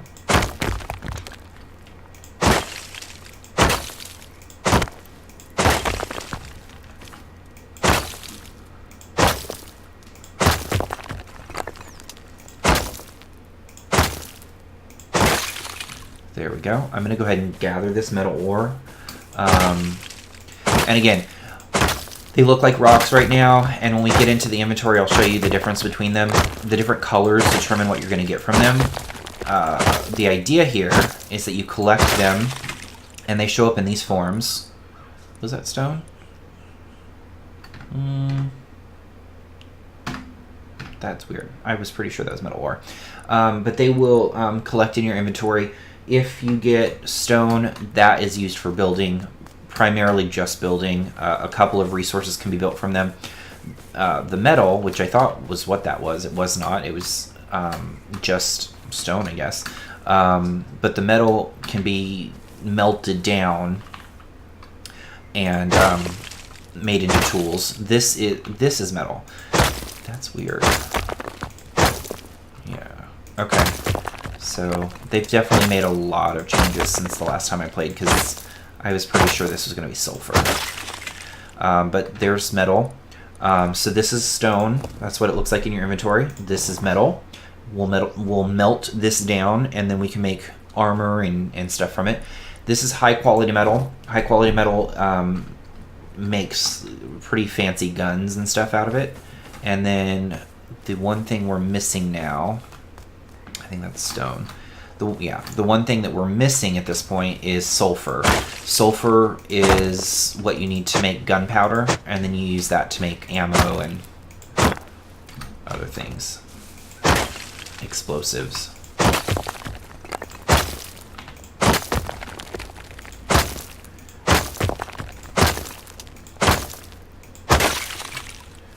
There we go. More metal. So, I'm sure that this is not the most entertaining stream. I know farming for resources and things like that is not usually an entertaining thing for going live. I specifically chose to do Rust tonight because it was the first stream. As some of you saw, there were a few glitches at the beginning, so I wanted to just make tonight make it easy for me specifically until I get familiar with streaming. Hi Harley, hello Michelle and Erica. My mom and my sister just logged on to take a peek. I am wearing this shirt because it was the closest thing to a gaming shirt that I had, clean, and I felt like I needed to wear a shirt on stream.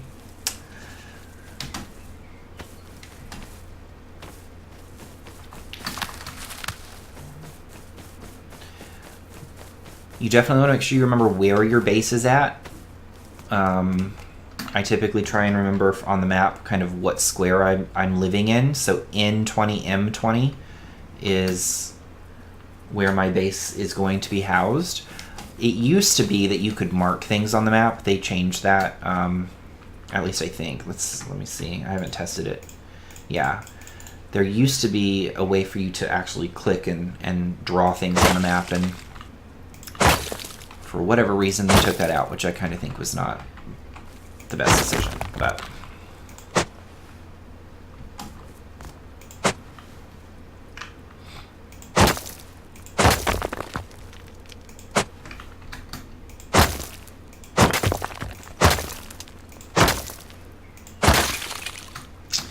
all right, so let's run back to base real quick. Again, I don't have any sulfur yet. I don't really need sulfur right away. The one thing I actually probably need to do is venture out and find some barrels that will give me access to some fuel. The fuel we can build fires with and melt down some of this stuff that we've got. Let's see. Yeah, base should just be over the hill then.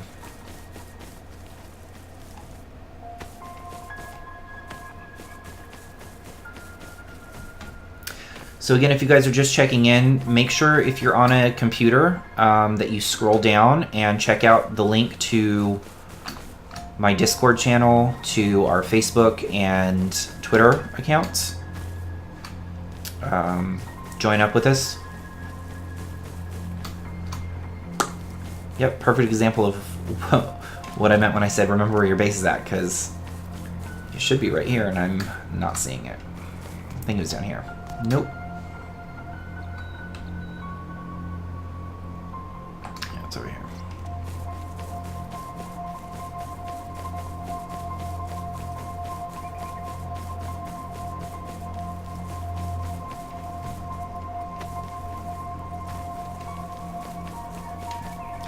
I'm a huge fan of the graphics in this game. I think it's neat, like just how pretty it is. I'll get up here and kind of look out on the hills. My graphics will probably turn down just a little bit to make sure that I'm streaming and smoothly and everything, but it's just neat to, especially the higher up you get, being able to look out and see.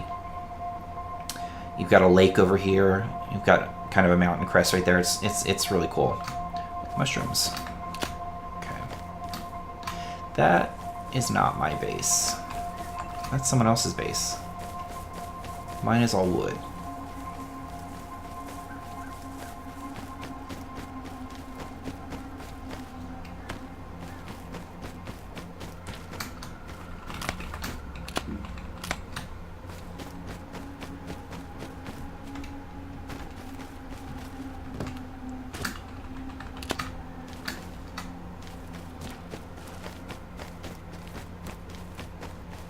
Oh, here's some sulfur. Since we found it, we'll go ahead and get it, and then we'll find my base, considering I am completely lost.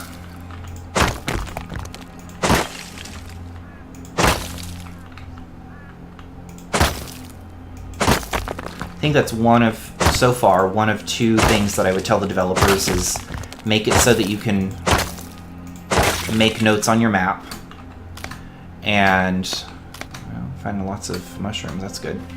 I'd want to be able to make notes on my map so that I can mark where my base is at, and mark where different things are at. You know, for example, this particular area where the ground is red is very mushroom rich, which if you are having a hard time finding food, I would want to be able to mark that.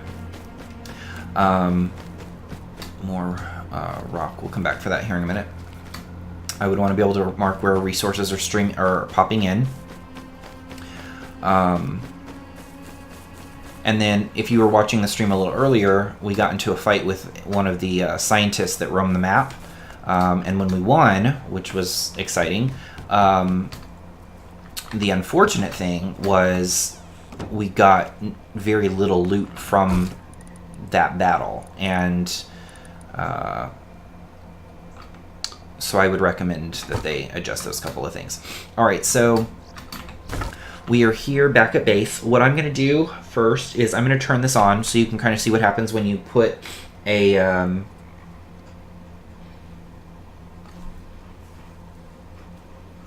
Hey Laser, how are you? I'm going to turn this on, and what this is going to do is it's going to melt down these cans into metal, little metal shards. The metal shards allow me to build things. I don't think I'll have enough. I'll go ahead and eat this and add it in there too. I don't think it's going to give me enough to make much with yet. I still need to go out and do some more foraging and whatnot. But the cans are a fast way for you to get started in that front. I might, let's see. Nope. It may give me enough to make this, and I would prefer to have this because then I can change out the lock on my door and make it a little bit more secure in here. What I am going to do, since we're here, is drop off these, because I don't want to die and lose those. And then I do need to build a hammer. That. And what this is going to allow me to do... excuse me, guys, my allergies are kicking in. What I do need to do, one second.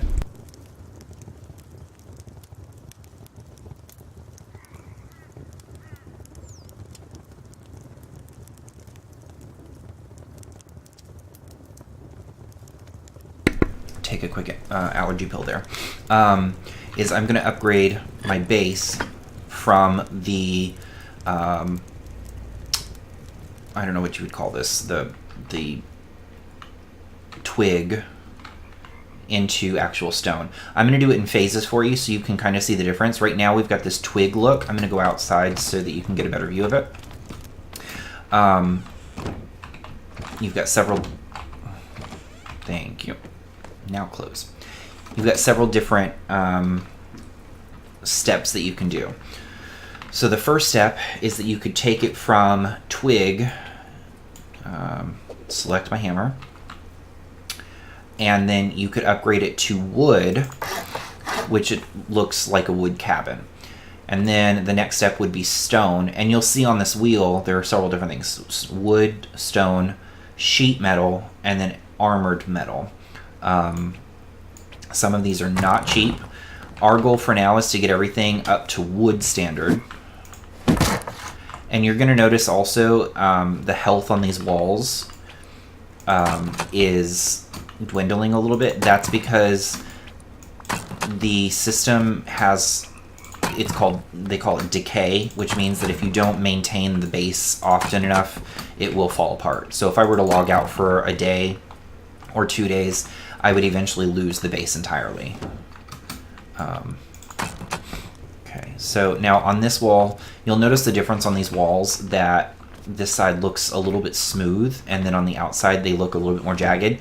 What that means, the jagged part is a little bit more sturdy. It'll take more damage.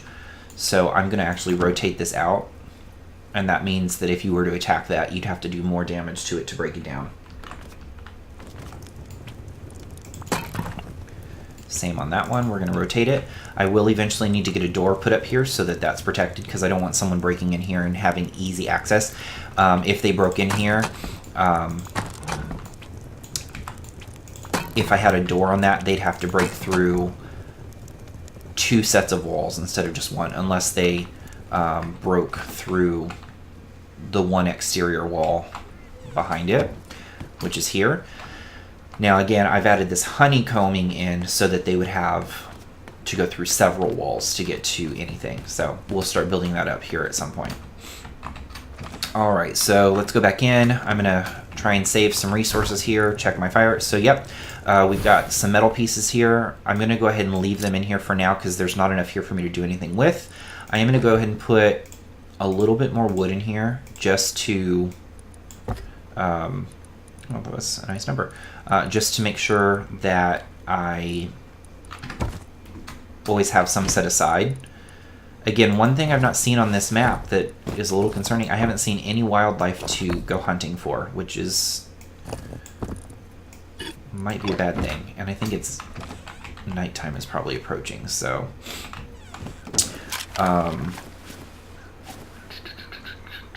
Where are we? I'm going to run up to the abandoned supermarket again, see if we can find any additional resources. I'm specifically looking for barrels at this point, because in the barrels there are going to be different tools and things that I can use that I can't find just yet. Specifically at this point, I'm looking for different types of fuel. You're going to see that there are 2 types of fuel that you can gather here. Make sure that I'm going the right way. Yeah.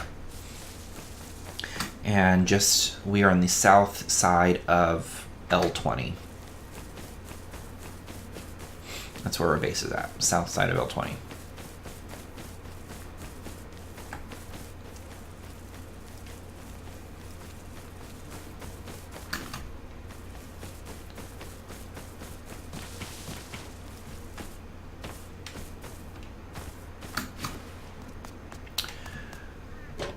Usually along the roads in the game, you're going to find vehicles that have barrels in them or boxes in them, and usually in those barrels and boxes there are going to be tools and things that you can use.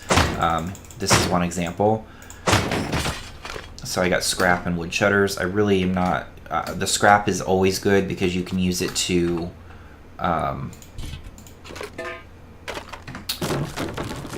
you can use the scrap for upgrading things later. It's not extremely important right this moment, though. I'm going to go ahead and do this. This is a recycler. If you come across tools or things that you don't need, for example, I don't need the wood shutters. They don't really do much for me. You can actually dump them in here, turn it on, and it'll give you resources back. I'd rather have the wood than the shutters at this point because I don't even have windows yet. And they're really easy to make. It costs very little resources to make those. Tarp and scrap, we will need those. I'm going to go ahead and grab this because the sulfur is a little bit harder to find. And once we get to a point where we have what I'm out here looking for, I'll be able to make a furnace and melt all this down into gunpowder. And then I can make bullets for this gun that I found, and that'll actually put us in a fairly good situation.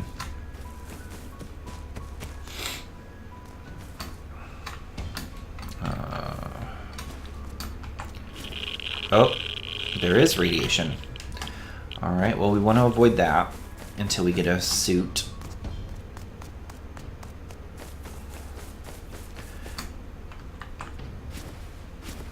Good to know.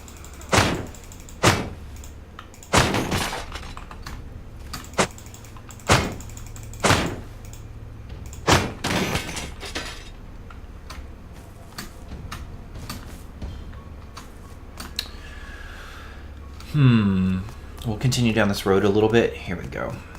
I actually need to... I don't have any hemp on me. Hopefully we'll find some clothes in some of these, because I'm going to start losing health because it's too cold here in just a minute. And what I'm looking for specifically are red barrels. In the red barrels, there are different types of fuel. Not these red barrels. These are more orange. I'm looking for... That might be one. Yep, so this is what I'm looking for specifically. When you break these open, they have 2 different types of fuel.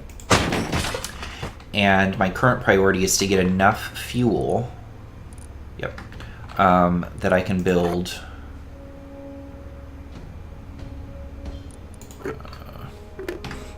a furnace, and then once the furnace is built, all of these resources that we're gathering, the metal and the sulfur, we can actually start melting that down.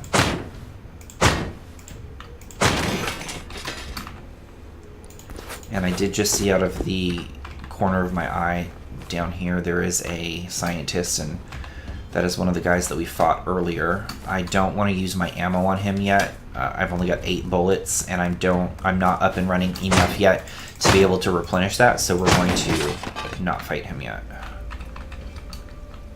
So we're gonna head back to, let's see, how much do I have? I still don't have enough fuel yet.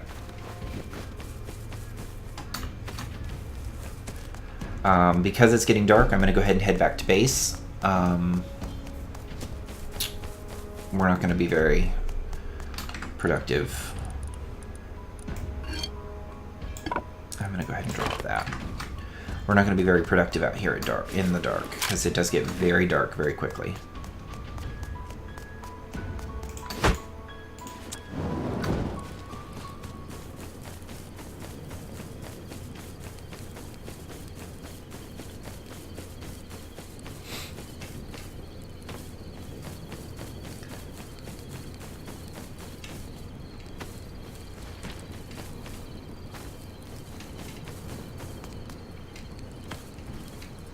Oops.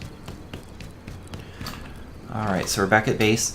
While we're here, a couple things I want to do. I'm going to go over here and check on the, on my, what is this called? Tool cupboard. And it's going to tell me in order to keep my base from falling apart, I need to feed it, technically. And it's asking for stone and wood. I had a bit of extra stone that I set aside, so I'm going to grab that, and we're just going to put that little bit of extra in here, and then I'm going to toss wood is so easy to get. I'm just going to toss half of it in here, and that should protect my base for 3 days. So if I were to log out tonight, I could always log back in later, and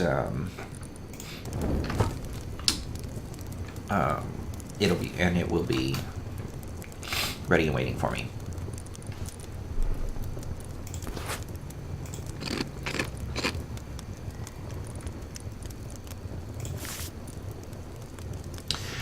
So this is a blueprint. This particular blueprint is for a large planter, which is kind of like a box for making a garden. As you get these, you definitely want to try and learn them. If you are playing with groups of people, which is something I am wanting to work towards, is having a couple of people who log in and play and build the base with me. But the blueprints, if I had 2 of these, I would want to give one to someone else so that they can learn it. Right now I only have 1. I'm going to go ahead and learn it real quick. So now if I go into crafting, that will be something that I could build that just a minute ago I would not have been able to build. And it should be... Yep. I obviously don't have all of the resources. I would need some tarps, and I think I actually have the tarps. I'm not going to build... Yeah, I have 1. I'm not going to build it right now because I don't have enough to put in it. I don't have... I have hemp seeds, but those are not going to give me what I need right now, so...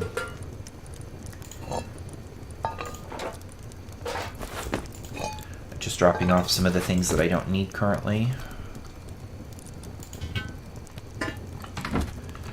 You definitely want to try and keep some of your inventory clear, because you're always finding new things as you travel. And I'm going to put together...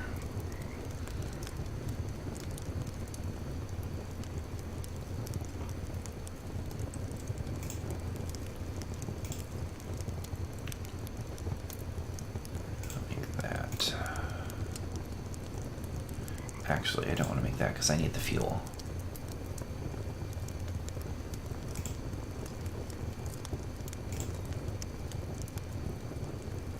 Okay.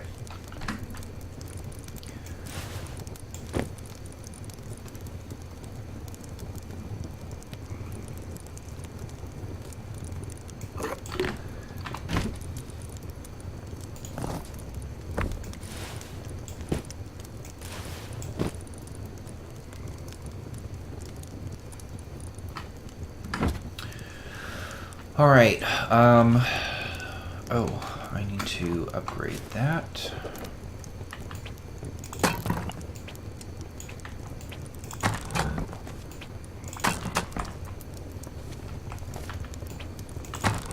You want to make sure you don't step in your fireplace because it will burn.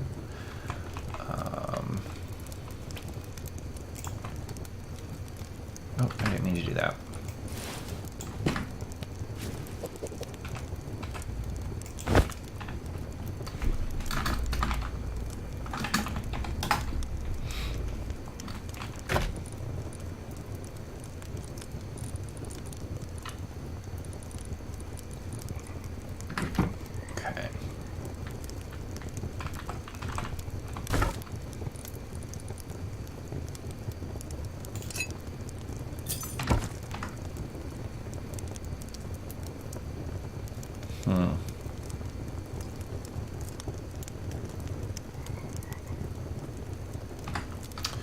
All right.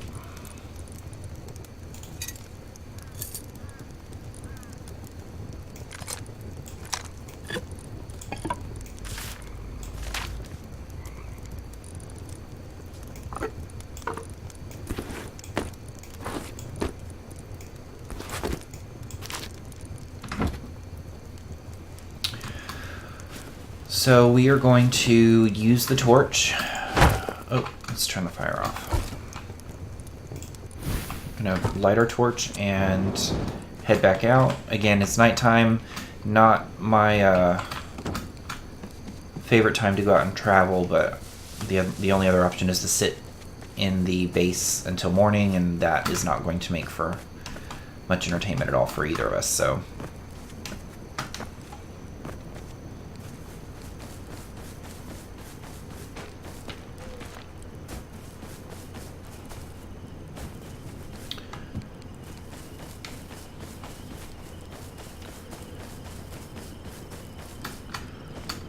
This is the supermarket again. We'll run back in here and see if things have replenished themselves. They have. That's good. Ooh, this is nice.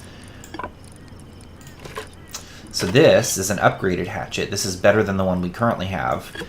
I'm going to go ahead and put that in my in my tool belt, because now when I chop down a tree, I will get quite a bit from it. And this right here is why I wanted to build in this area. I mean, I don't know how I don't know what the settings are to how often this is supposed to respawn, but I mean, this is our second visit, and I've got quite a bit of food, so that's one of the hard parts of this game. Especially again, I've not seen any animals to go hunting or anything, which is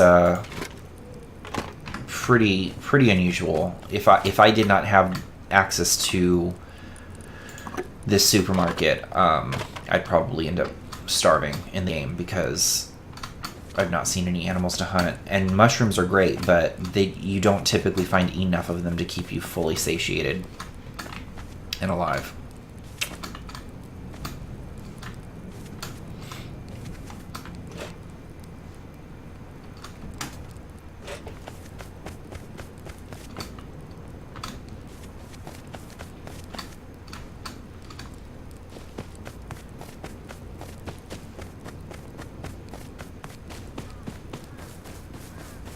I want to remember to be very careful. That has radiation on it, so we're not going to go near it. And I want to be careful about how far south we go, because we did have that scientist down there, and they will shoot you if they see you. So we want to be very careful about approaching that.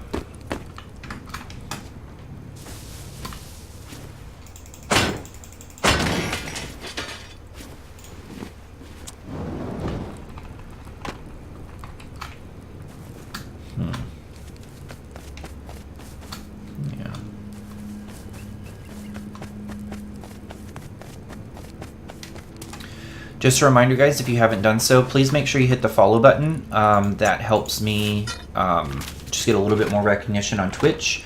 The more followers I have, the more they recommend me out to other people, and the more the channel grows, the more I'm able to do to make it a little bit more exciting.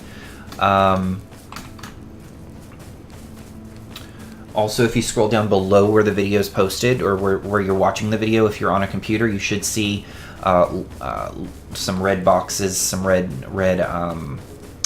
title squares, and they should say things like Twitter, Discord, Facebook. If you click on each of those, they'll take you directly to my social media pages. You can follow me there. You can get you can get quick access updates to when I'm going live, what we're bringing to the channel. I don't think I can make a torch yet. You can network with the rest of the people. Awesome. You can network with the rest of the people in the Discord or in the groups that are there.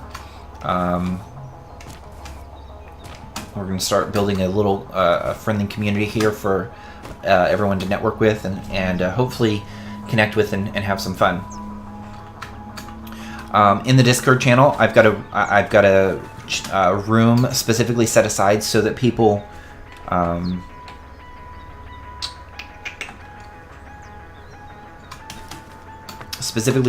can meet up and play games together. So if you play Fortnite, for example, and you need someone to play with, you can go in there and post that you're looking for someone to play that game or a specific game with, and yay, we made it back in the dark. Now I just gotta figure out if I'm inside or not. Good grief. Okay.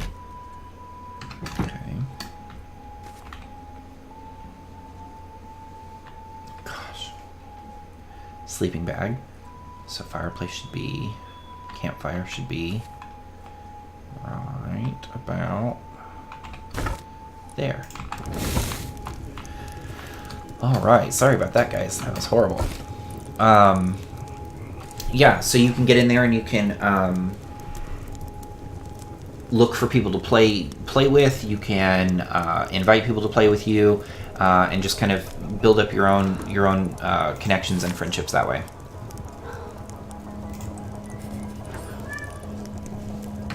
And Mittens is back. She's wanting some attention. If you can hear her meowing in the background.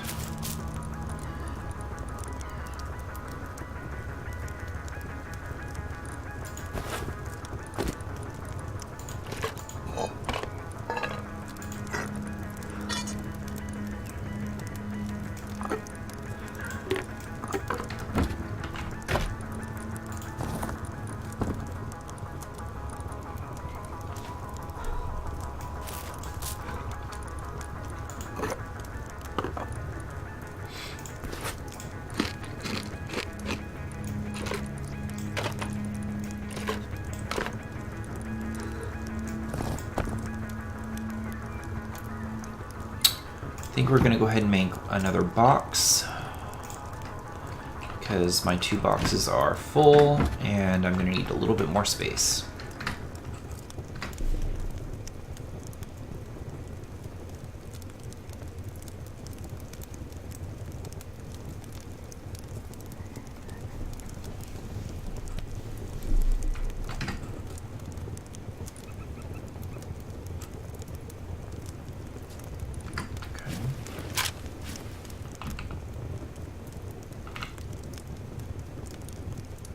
My OCD always kicks in when I'm trying to place these boxes because I like to be somewhat even to the others. What I'm going to do here, just so that I can keep things organized, I'm going to grab all of my food, items, seeds, that kind of stuff, anything that I would need to heal myself with, and I'm going to put all of them in one container.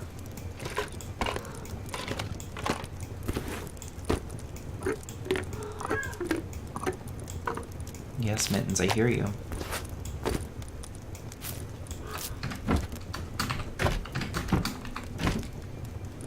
Okay.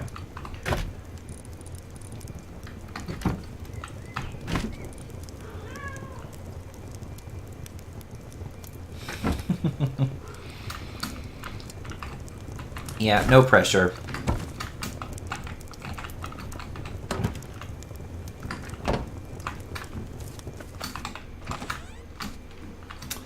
Turn off my fire before I leave, save my resources.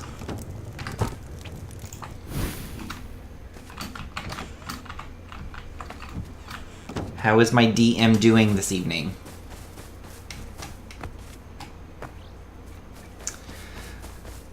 Let's go grab, I really need to get more fuel or I'm never going to get my furnace going, and I need to get my furnace going. So let's head back north. And actually, you know what? Bow and arrow. What am I missing? Cloth. Let's stop back at base real quick.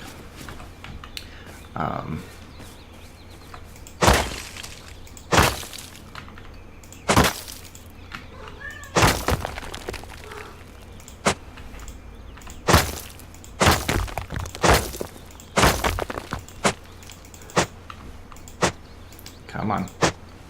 Good grief.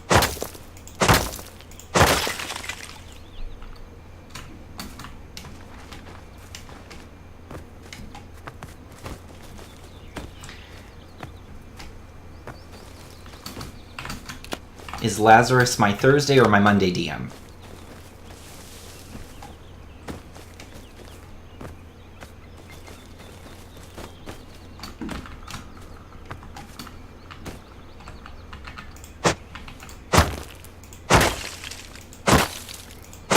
I guess Sunday now. I keep forgetting we've changed it. Thursday. Got it. Yep, you've got a lot of prepping to do, don't you? I guess I probably should start prepping, considering we're probably going to die tomorrow, huh? Figure out what my next druid is going to be.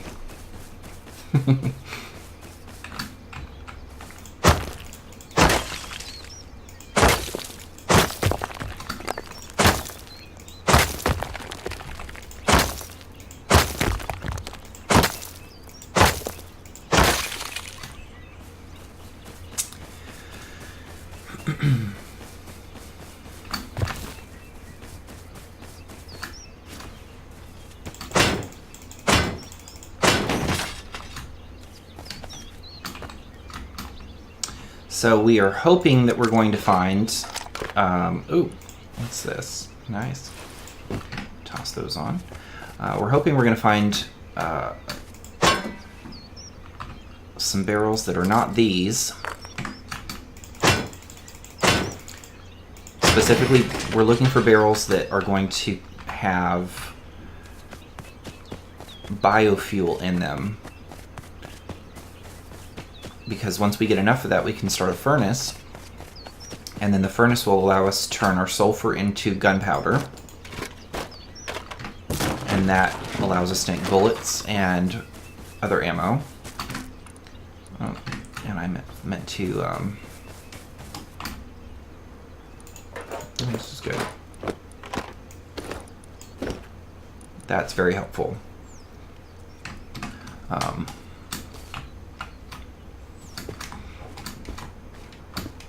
And we can also make metal. Why can I not get in this truck? There we go.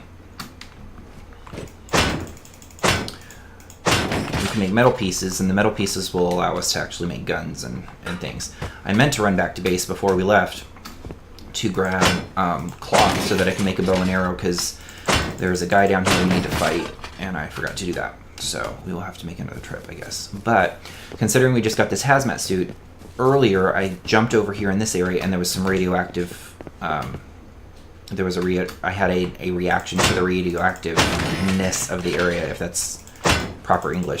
And now that I have that on, I can come over here and not be affected by it. So it's good that we found that.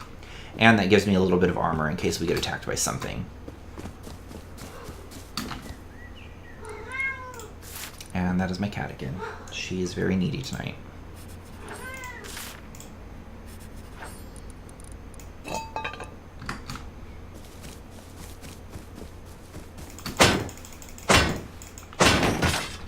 And you guys saw that I made that extra box before leaving last time, and based on my inventory you can see why. You fill it very quickly.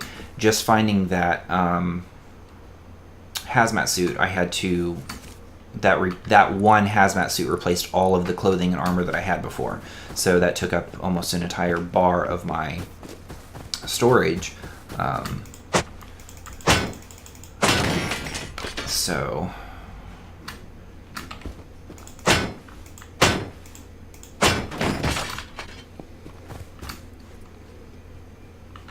where did he go?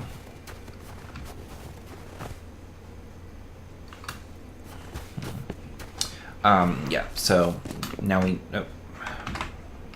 Oops, not what I wanted. Shift tab. Okay. Yeah, so we already have to go. I'm finding a lot of blueprints. I'm glad that I chose to build in this area because I am finding a lot of useful stuff, or stuff that will be useful here as we get further into the game.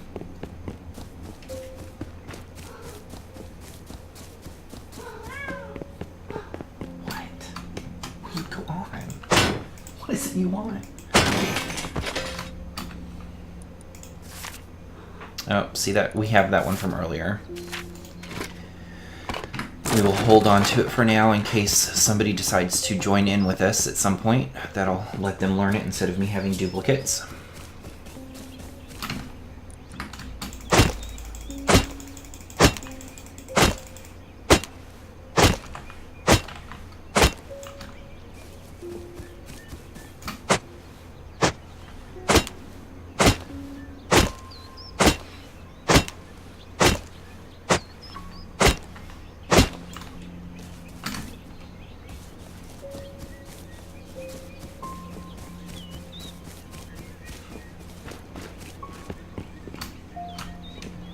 I'm a huge fan of the ambience of this game. Just listening, like, if you just kind of listen to the background, to the birds and all of that, it's really neat to just take all that in.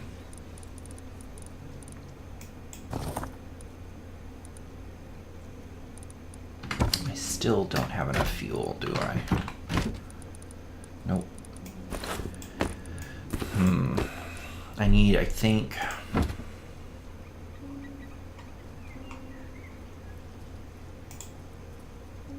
50. How much do I have? Yeah. I think 1 or 2 more trips and I should have enough.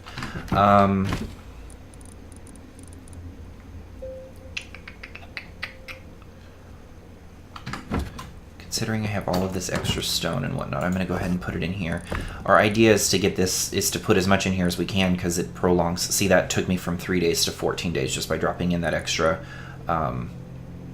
wood. I'm going to hold on, or stone. I'm going to hold on to, I don't need this right now, so I'm going to go ahead and put it in here. See, that took us to 28 days.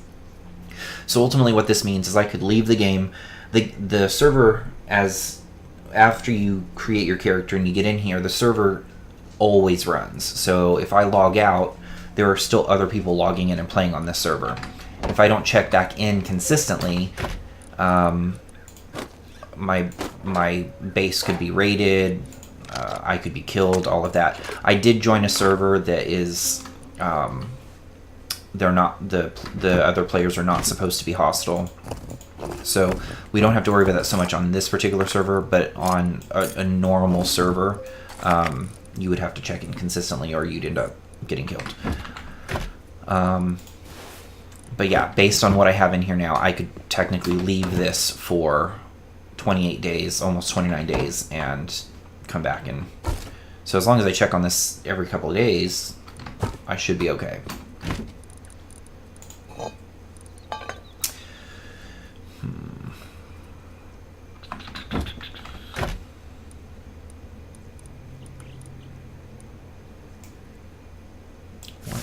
What to do. Guess we're going to build another box. Once we get this furnace built, we will have access to building larger boxes, so that I won't have to have so many. Right now I'm up to 5 because they only hold so much, but the larger boxes will double and triple the capacity that they can hold.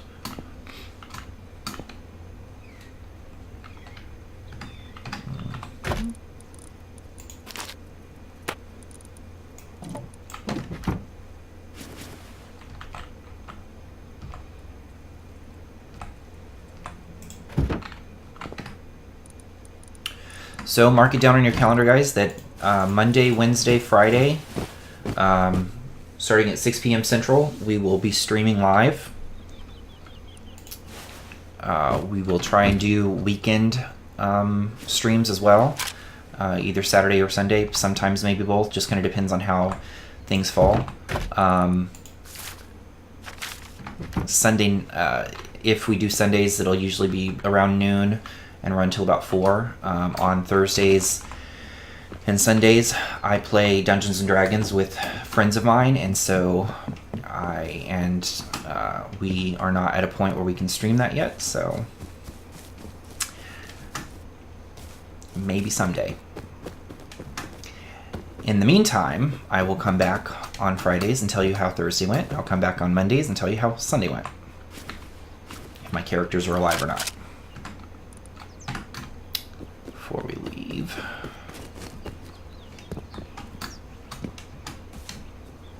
and if you are a D&D fan, please definitely join my Discord, Twitter, Facebook, because there will be a lot to talk about.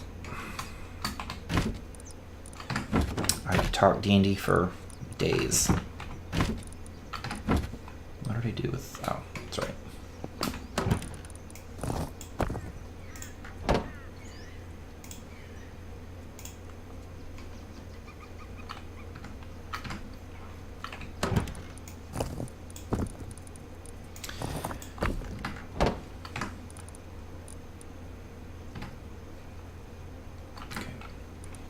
Sorry guys, just crafting up a replacement pickaxe there because that one is about to break. And so I figured I'd get one before we head back out. We are again looking for that fuel so that we can hopefully get that furnace going. The furnace is one of those items that pretty much changes the pace of the game. Once you've got the furnace, you can start building so much more, much faster than like right now it's kind of slow and dragging because we're restricted to wood and stone.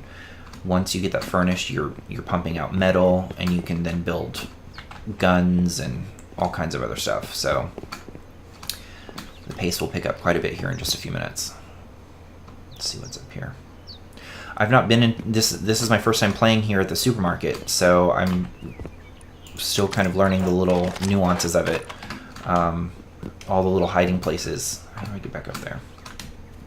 There we go.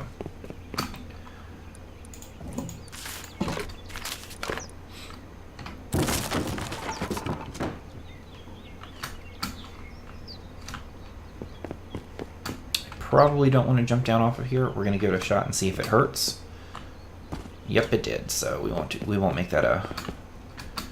We will not make that a habit.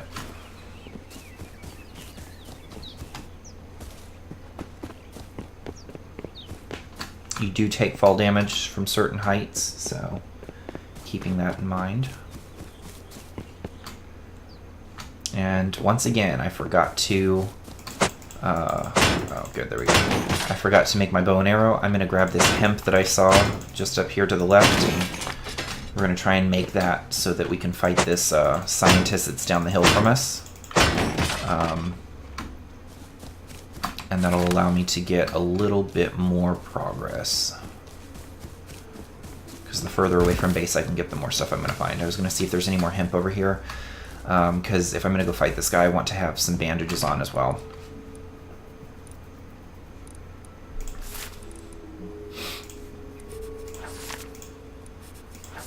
I think I already know how to make that, so I'm not going to waste it. Yeah, I'm going to need a little bit more hemp, so keep an eye out for those hemp bushes.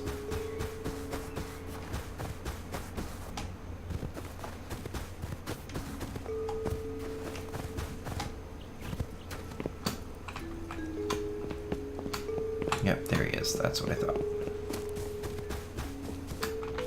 I don't know what his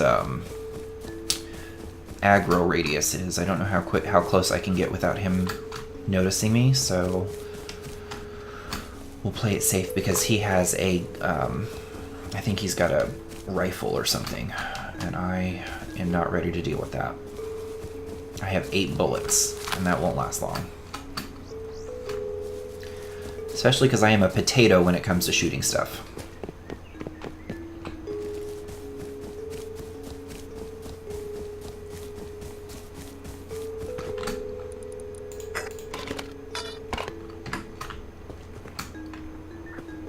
Yep, I can hear him.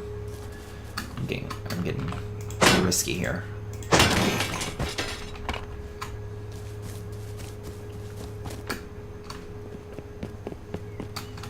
We could try and head into town over here. I think if he's there, there's probably more of them in town. We'll take it slow, I guess.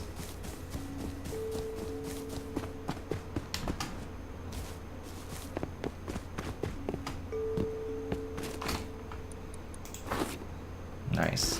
Medkit. That will help me fight him if we need to.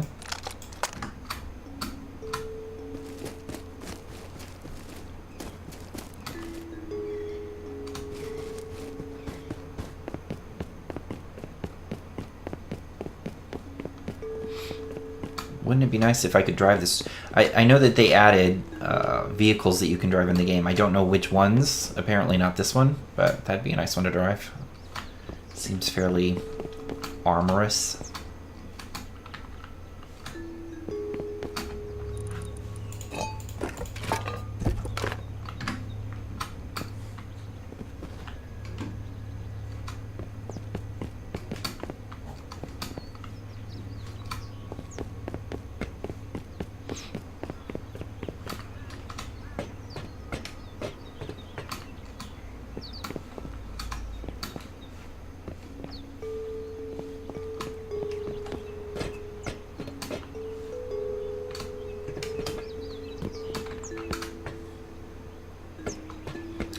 Don't know if this area is radioactive or not. I don't know how effective the hazmat suits are in the game, so I can't speak as to whether or not...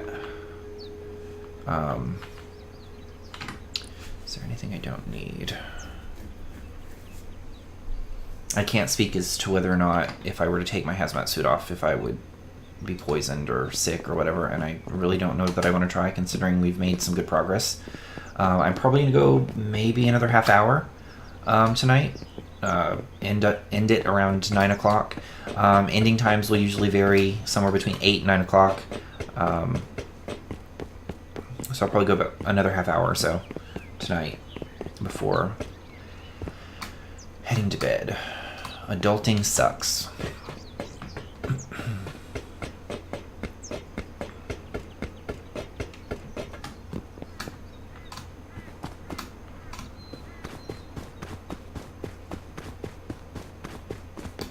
but I have to be on my game because tomorrow, a lot's gonna happen tomorrow.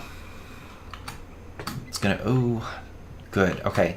Mental note that this large furnace is here. We need to make a run back to base and head back because, do I have any on me?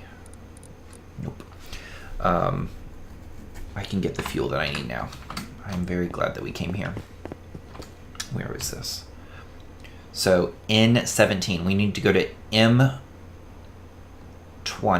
to go back to base, and N17, we need to bring the fuel jugs back. I'm just making sure there's not anything else around here that I can grab really quick, and then I'm going to start making the jaunt that way.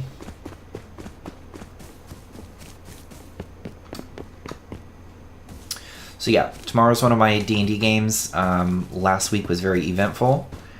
This week is going to be even more eventful, and so I need to have I'm hoping for a restful evening. So we'll end here in about half an hour. I'll go lay down, and then I will give you guys an update Friday night as to exactly how eventful things got.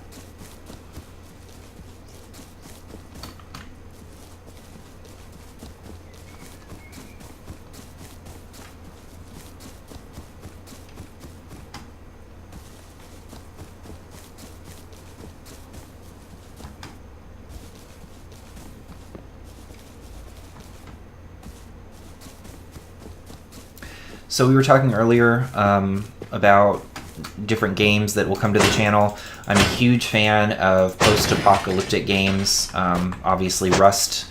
Rust came out in 2013. I started playing it 2014, 2015. Played it consistently for a while, and then kind of fell out of gaming in general because I was working more than I was doing anything else. It's a very different game from when it first came out. If you follow the stream, you're going to see all kinds of games. Rust, DayZ, The Forest. Again, all of those are post-apocalyptic. 7 Days to Die, we'll probably do some of that. I'll do a little bit of Fortnite. I am not good at Fortnite. I do not claim to be a professional game player at all. I am no ninja. I am no Nick A30. So you're going to see me die a lot more than you're going to see me live. But that's not why we're here. We're just here to have fun and build a fun and encouraging community. As the channel grows, I do intend to have to play with. Oh, that's not what I wanted to do. To play with subscribers and build teams and all of that. So make sure you hit the follow button and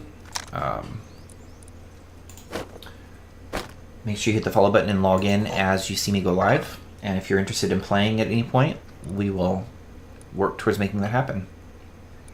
If you have any recommendations on games, feel free to jump into Discord and join my channel there, and I will.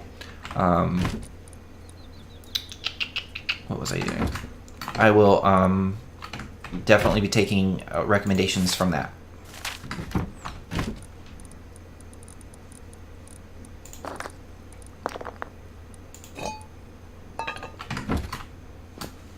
Got so many things on me. I'm trying to figure out what I need to drop off and what I need to pick up.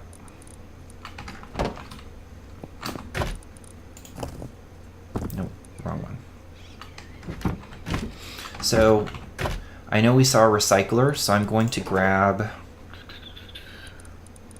some of these items that I know I'm not going to use.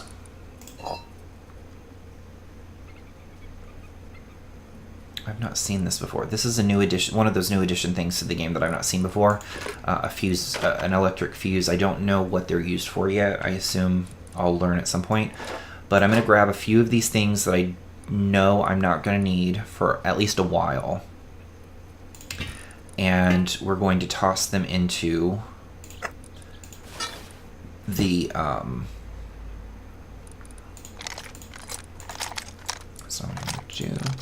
we're going to toss them into the recycler, and then what that does is that gives me more materials to use. I'm going to grab this because we're going to turn that into fuel, And then we're almost at the point where we're gonna have a furnace this evening. That's a big step. So I can recycle this. I'm gonna drop these off over here. Weapon pieces. That's armor. Grab that fuse box and put it over there with the other one.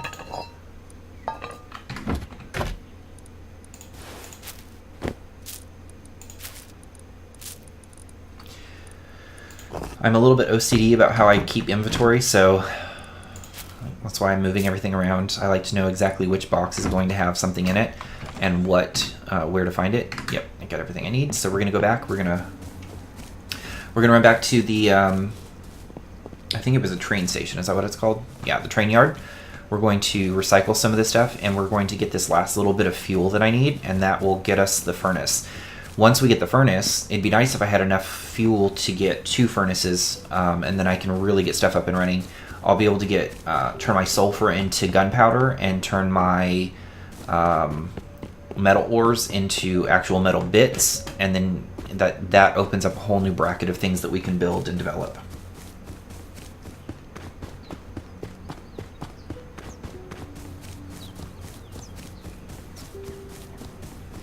Gotta remember that there's a scientist down here, and again, I keep forgetting to grab cloth to make a bow and arrow. I've gone back like 5 times and keep forgetting.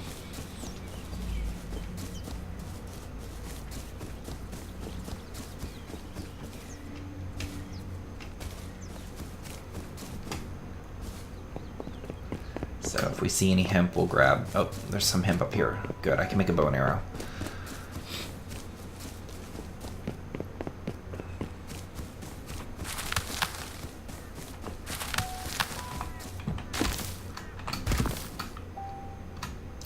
Good. That should give me what I need to make this, and then let's grab some arrows as well. I can't make arrows because I left stone. Great.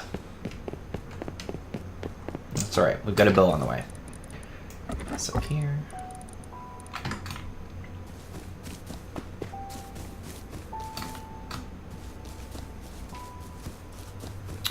Alright, so I think, let's see, where were we? I think the recycler was over in here. I think one of them was like on the 2nd floor and one was on the 3rd or something like that. Maybe they're both upstairs.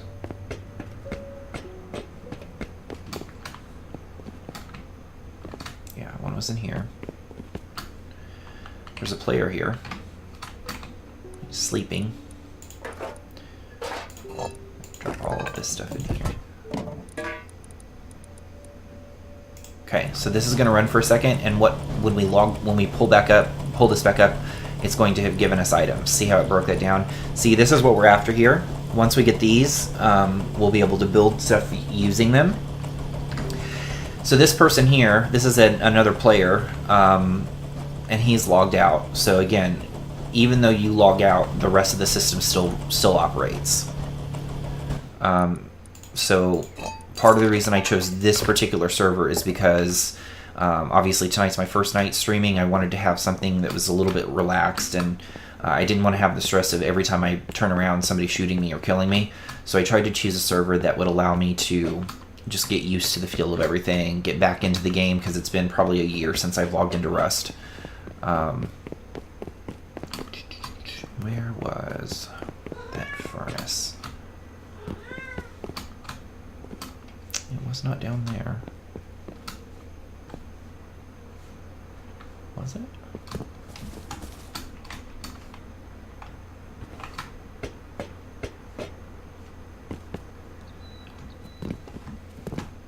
Fine. Nope, I didn't think so. I like how often the loot is spawning back in, though. That's helpful. So this particular server, the other players are not intended to attack you. There are some creatures that will attack you. The scientists, they walk around in blue hazmat suits, and they carry guns, and if they see you, they will shoot you. There are usually forms of wildlife that will attack. I have not seen any, so I don't know if they're turned off on this particular map or not.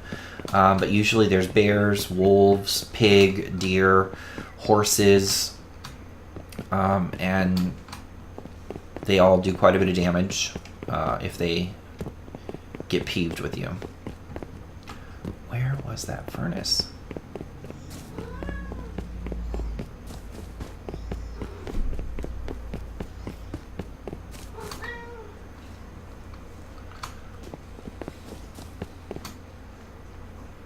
It was in this building.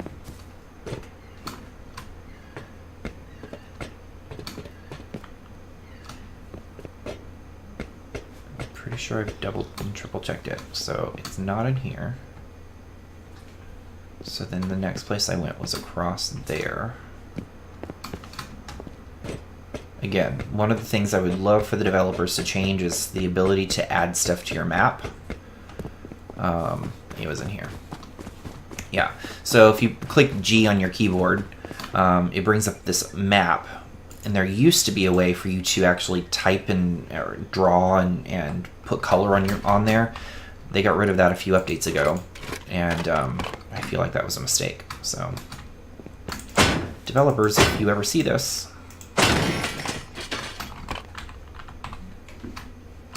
that would be an awesome addition. So we're going to put in these black canisters have crude oil in them, and if you put them into these big rig furnace things and then turn them on, which we need some wood, they will process and they will turn into biofuel.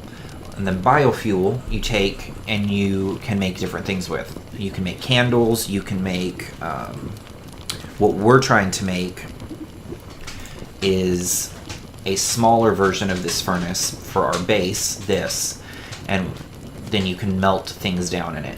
There's this furnace, and then there's a larger furnace you can learn to make. But another one of the updates that they have, so here's the, oh no, that's a fireplace. There's a larger version of this. The way that the game operates now, so back a year ago, you had this endless list of things that you could make. The list was 2 or 3 times as long as what you're seeing here. So there were 2 or 3 or 4 different types of furnaces, and each one did something different.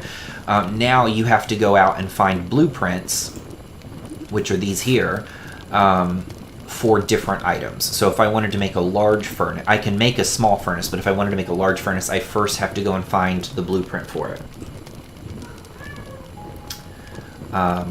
And then once you learn the blueprint, then you can build that item.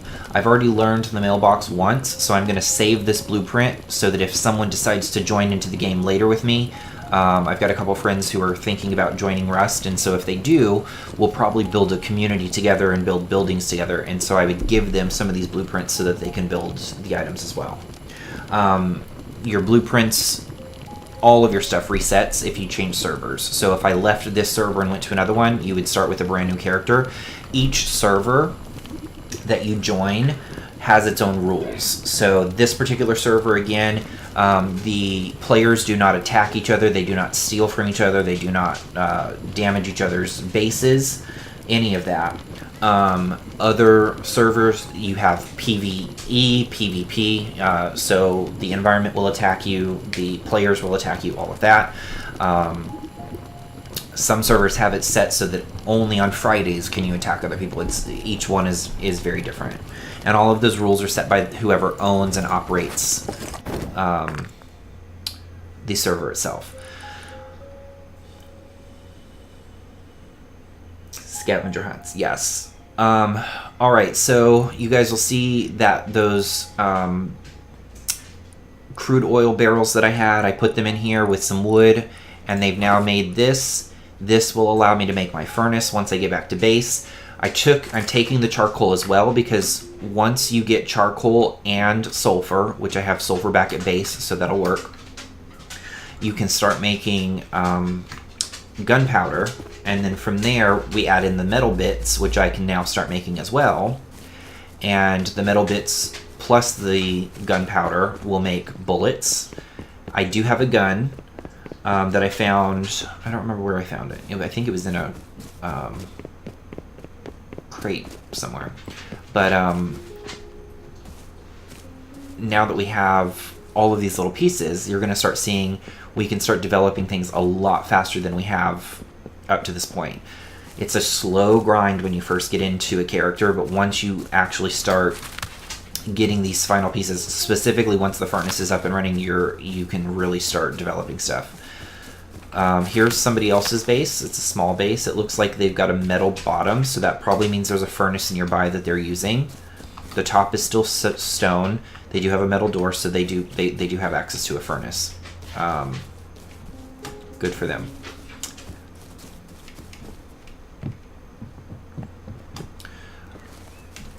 Grab this sulfur that's over here.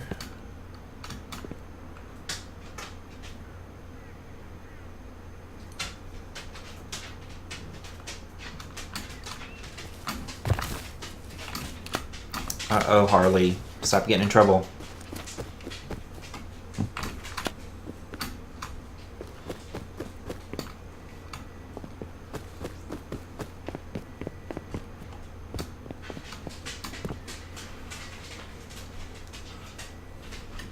One second, guys.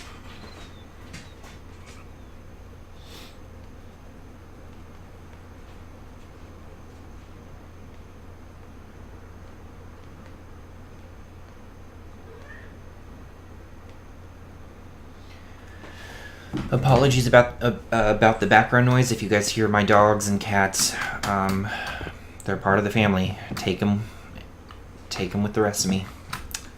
Let's see. Oh, nice. Okay, cool. So if we do run into issues with water, we can always come here and gather some. That's neat. And it's not too far from base.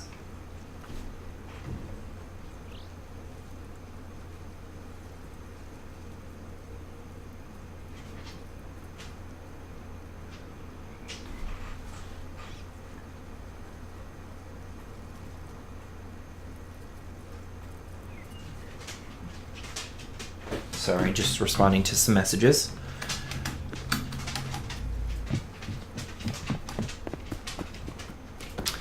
All right. Let's see.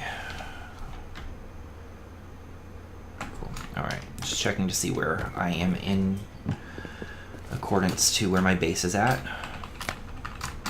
I really like where we selected to put base this time. I earlier in the stream, I logged in and tried to build a base over by a river further to the west, and the patrol helicopter that comes over the area decided to blow me up because I had too much armor on or whatever, and so we moved further inland. And I don't typically build in this part of the map because it's the further inland you get, the harder it typically is to find food, and unless there are animals. And again, I have not seen a single animal. I did hear a chicken when I first logged in, but I haven't seen any animals to go hunting against or anything. It's really weird. Usually I would have died by now to a wolf or something. But I'm really liking this part of the map because I'm right in between a supermarket that spawns food and water consistently, and the road that's right next to it gives me a lot of the tools and supplies that I need.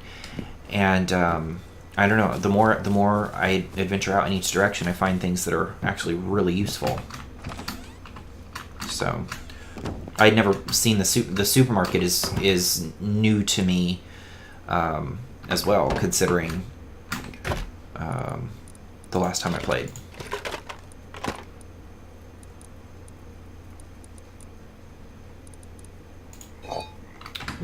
Alright, so I'm just grabbing a few things. So all of this stuff that you see here, we haven't been able to do anything with it yet. Now that we have all of this, I need to grab some stone. We can now get, I think, probably 2 furnaces, which is going to be fantastic. Let's see how many we can get here. Yeah, I could get several. I'm going to do 2 for now.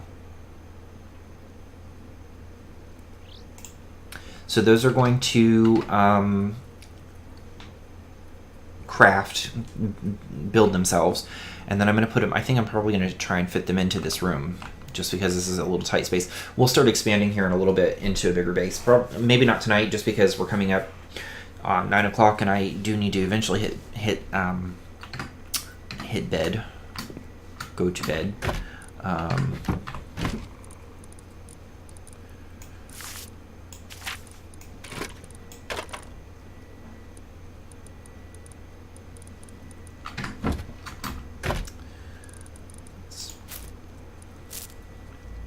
Okay, now that we've got those in the works, I'm going to go ahead and put this back so that we keep it safe.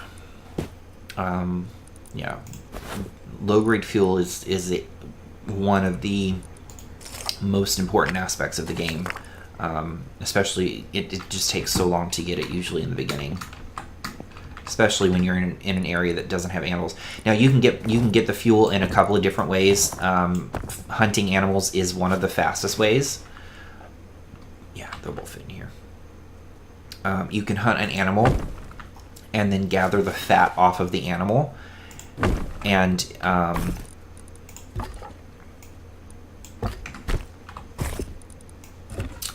then melt it down in a fireplace or in a campfire to turn it into fuel.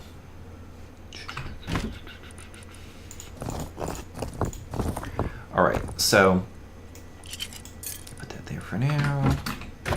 That should go here.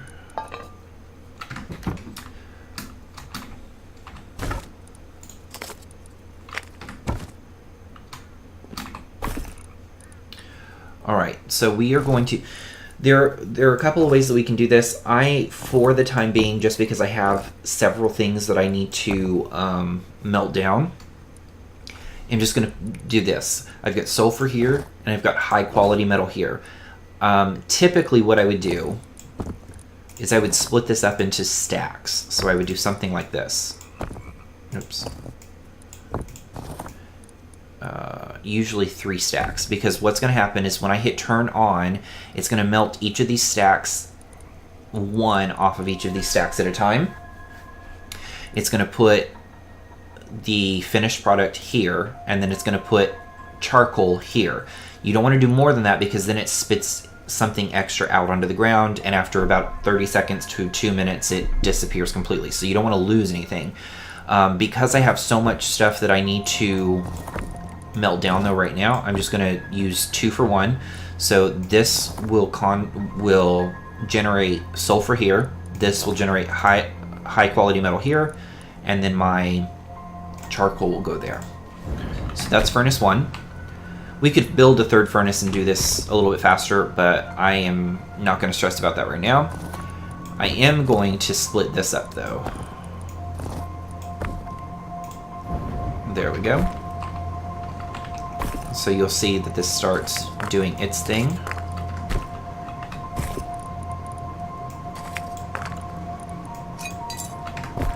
And we'll let those run for a little bit. While that's happening, let's see what time of day it is. Yeah, it's starting to get nighttime. I do need to make some arrows really quick. Wood. Right. Well, let's do this then.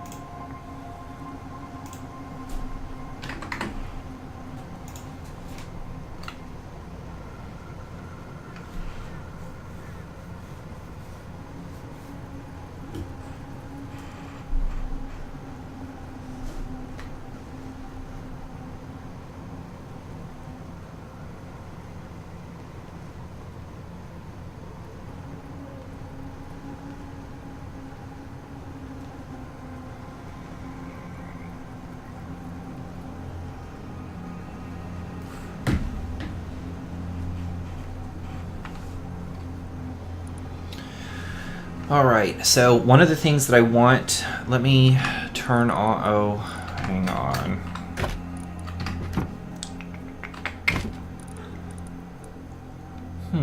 Did I not? I did not. Okay. Let's turn this on so that we can see. One of the things that I did want to make sure we make is I want to change out my door lock.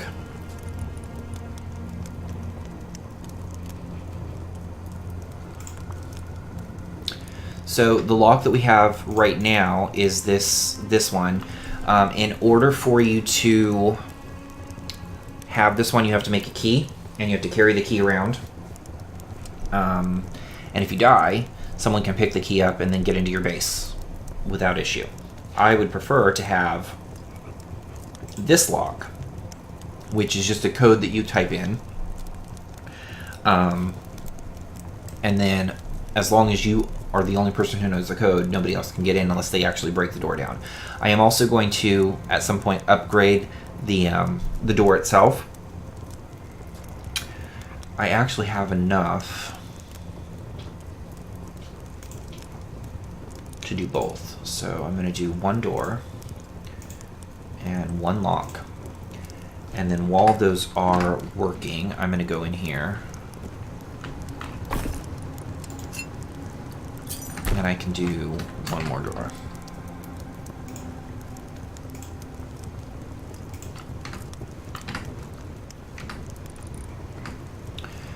And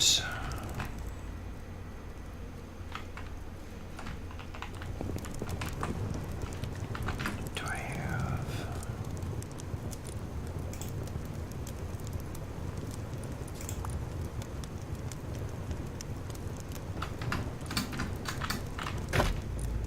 I'm gonna make some lights in here because I cannot see.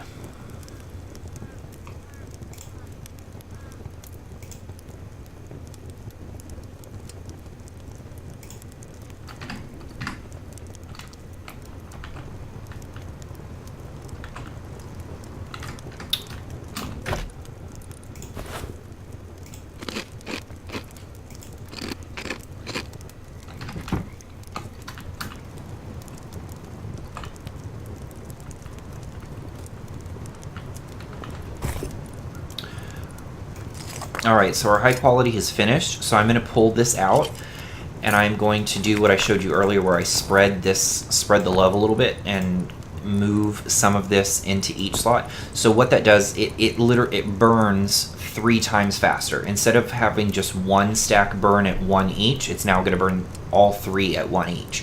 So these numbers will change. That saves you on wood. It saves you on time. While this continues burning in each, I do want to go out and harvest a little bit more of each resource, so I'll probably start working on that once daylight hits again.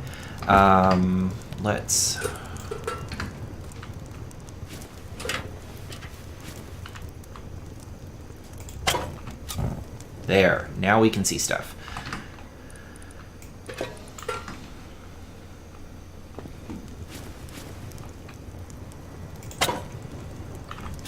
Now I don't have to waste that. All right, so now I can go over here and we're going to unlock, and then I'm going to take the lock off the door, and then I should be able to open the door and remove it. So now we can upgrade to this metal door, which means it has more health, if that's what you want to call it. It takes more damage to injure it. And I'm going to put in a code. There we go. And now I'm the only person who can get in there. I don't have to carry around a key anymore. Very useful. I'm going to do the same thing there, and I should have enough that I can make one more lock, and I'm going to put it here. Now, the reason that I did that is if somebody breaks into this part of my base, they do have access to my stuff. But this tool cupboard that I put in this back corner is what allows people to build in my base. So I put it in a closet so that they then have to get into, they have to take out a second door. There are ways around that. I'm not going to... Well, you can always break down the exterior wall or whatever and get in. We won't talk about that because I'm in the process of fixing that. Ultimately, what I will do, my next course of action will be, not that you can see it now, but this extra flooring that's out here will be to build walls along the outside of the base, so that then they have to go through 2 or 3 walls to get to my actual living quarters. So I'm honeycombing my base is what they call it. And that's the idea of having your living space in the very center and then building walls out from that, so that people have to go through several different steps to get to you.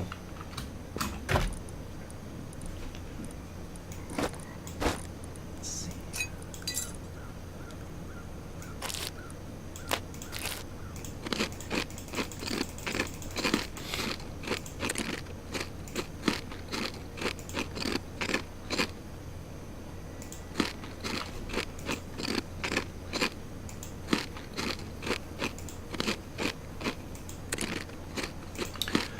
Alright, so we are pretty much full on food now. Good thing for those mushrooms. We've got a good start. In this chest, I've got a plethora of different tools and resources that we are going to need as we continue to evolve the base. In this, I just took all of the material, all of the ores that I would need. I took them out. Take these.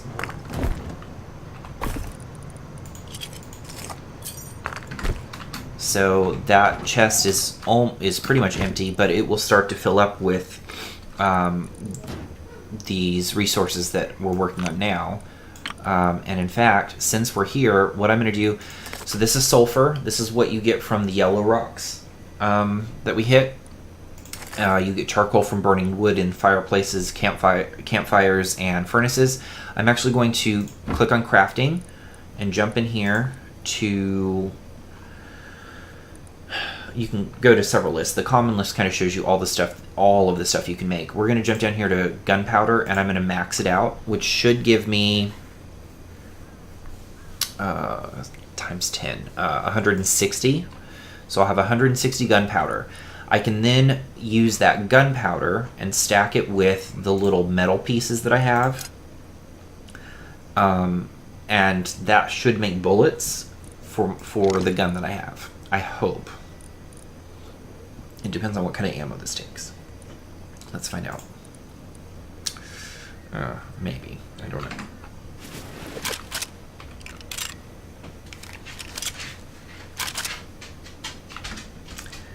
We will find out in a moment. Is that gunpowder not crafting? Why did it not craft? Oh. Oh. See? Another update. Okay, so last time I played, you could literally just craft it because now we have to get a workbench. So let's see what that takes. That is going to be under...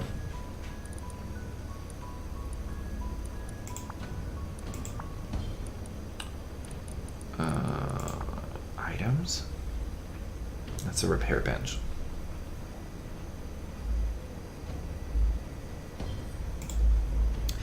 Scrap. Okay, I think I have scrap. See, very much a learning experience for me. All right, we can make a workbench. We're going to go ahead and do that. It's going to get crowded in here very quickly. So again, this is one of those things. Let's see if I can extinguish. No.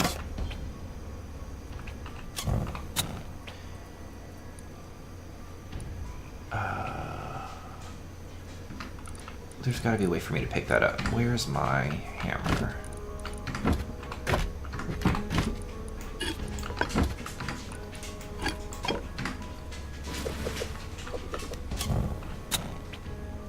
Thank you. Yeah, so a little side note as to what I just did. Some items, once you put them down, cannot be picked up. Most of them can.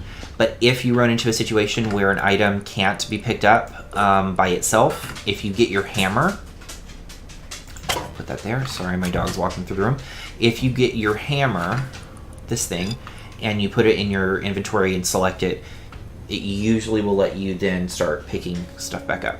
Alright, so the reason I did that is because I have a workbench and I need to make room for it. It's going to be kind of cumbersome, kind of hefty. So we're going to put it here. And this, again, I do intend to expand and all of that fun stuff. Okay, so here's what I need to do. I'm going to unload, put one of them there.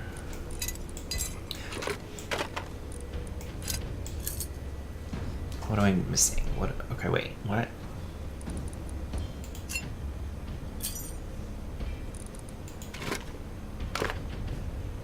Okay, maybe not. So let's try this again. Gunpowder. Craft.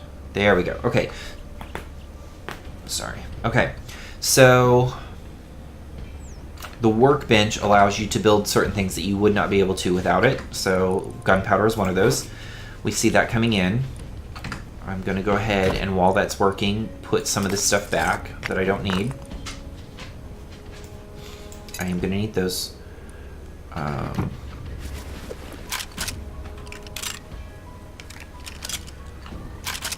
Reload my gun. The question is, what do I need?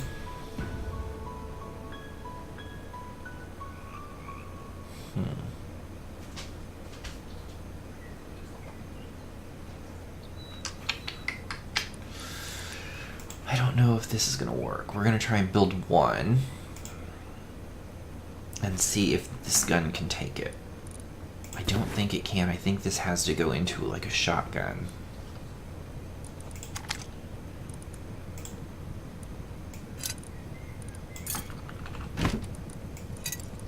Oh boy, the helicopter, I hear it. Yep. Yeah, so that's not going to work. Great.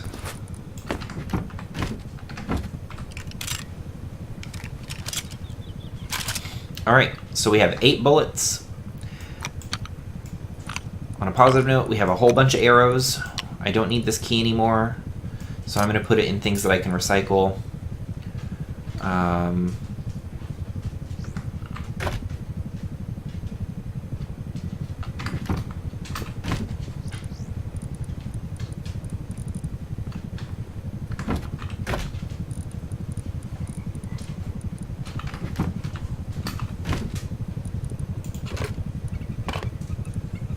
I will recycle the door and the key and that. It's here. I don't need any more of that yet. Okay. Hold on to this. This can be recycled.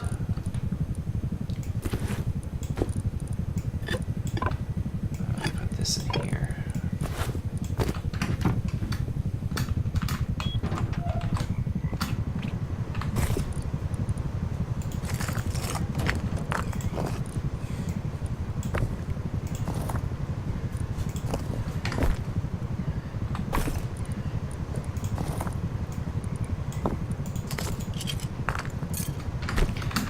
Made a lot of progress. We've got a lot going on.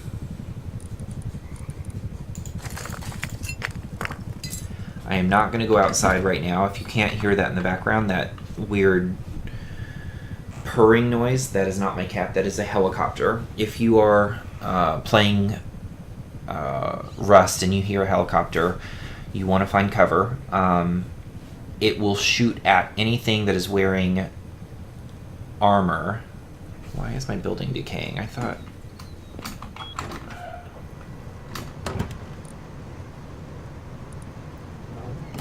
Oh. What? Oh, okay. Got it. Alright. We'll talk about that in just a second. Let me get back on track with the helicopter, and then I'll tell you what's going on here. So if you look on the right-hand side, it says... there's a green bar that says Building Privilege, Workbench Level 1, and Building Decaying. Your building, as you build your base, there we go.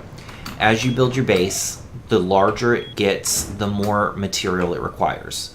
Think of it like owning a house. If your gutters go bad, you have to go and spend the material to replace the gutters. Same thing here.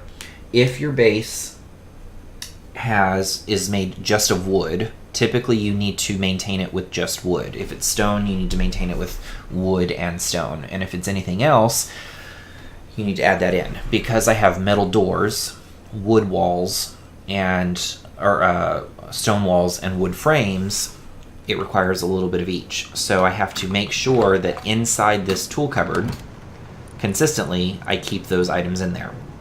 The more I put in there, the longer this number here where it says protected for, the longer it will stay valid. So that's what that was about. Helicopter. The helicopter will shoot at anything with anybody who's wearing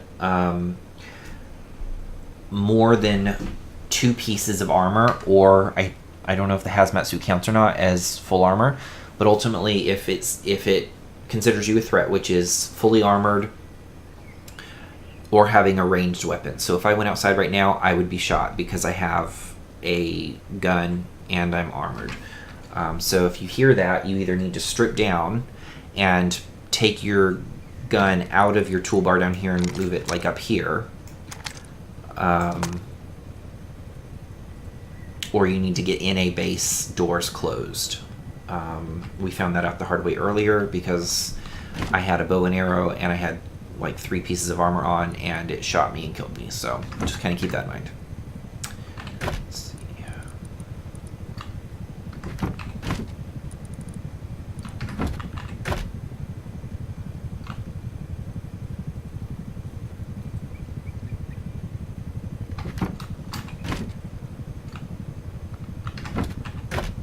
All right. So we've made a lot of progress tonight. We've got a base started. We've got a lot of food. I think, again, I'm a fan of where we decided to set up base this time.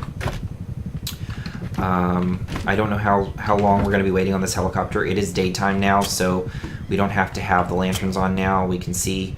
But considering we are now under watch of this helicopter and whatnot, I think we're going to go ahead and look at calling it for the night. Next stream is going to be Friday evening at 6 p.m. Central Standard Time. And we will probably be doing... I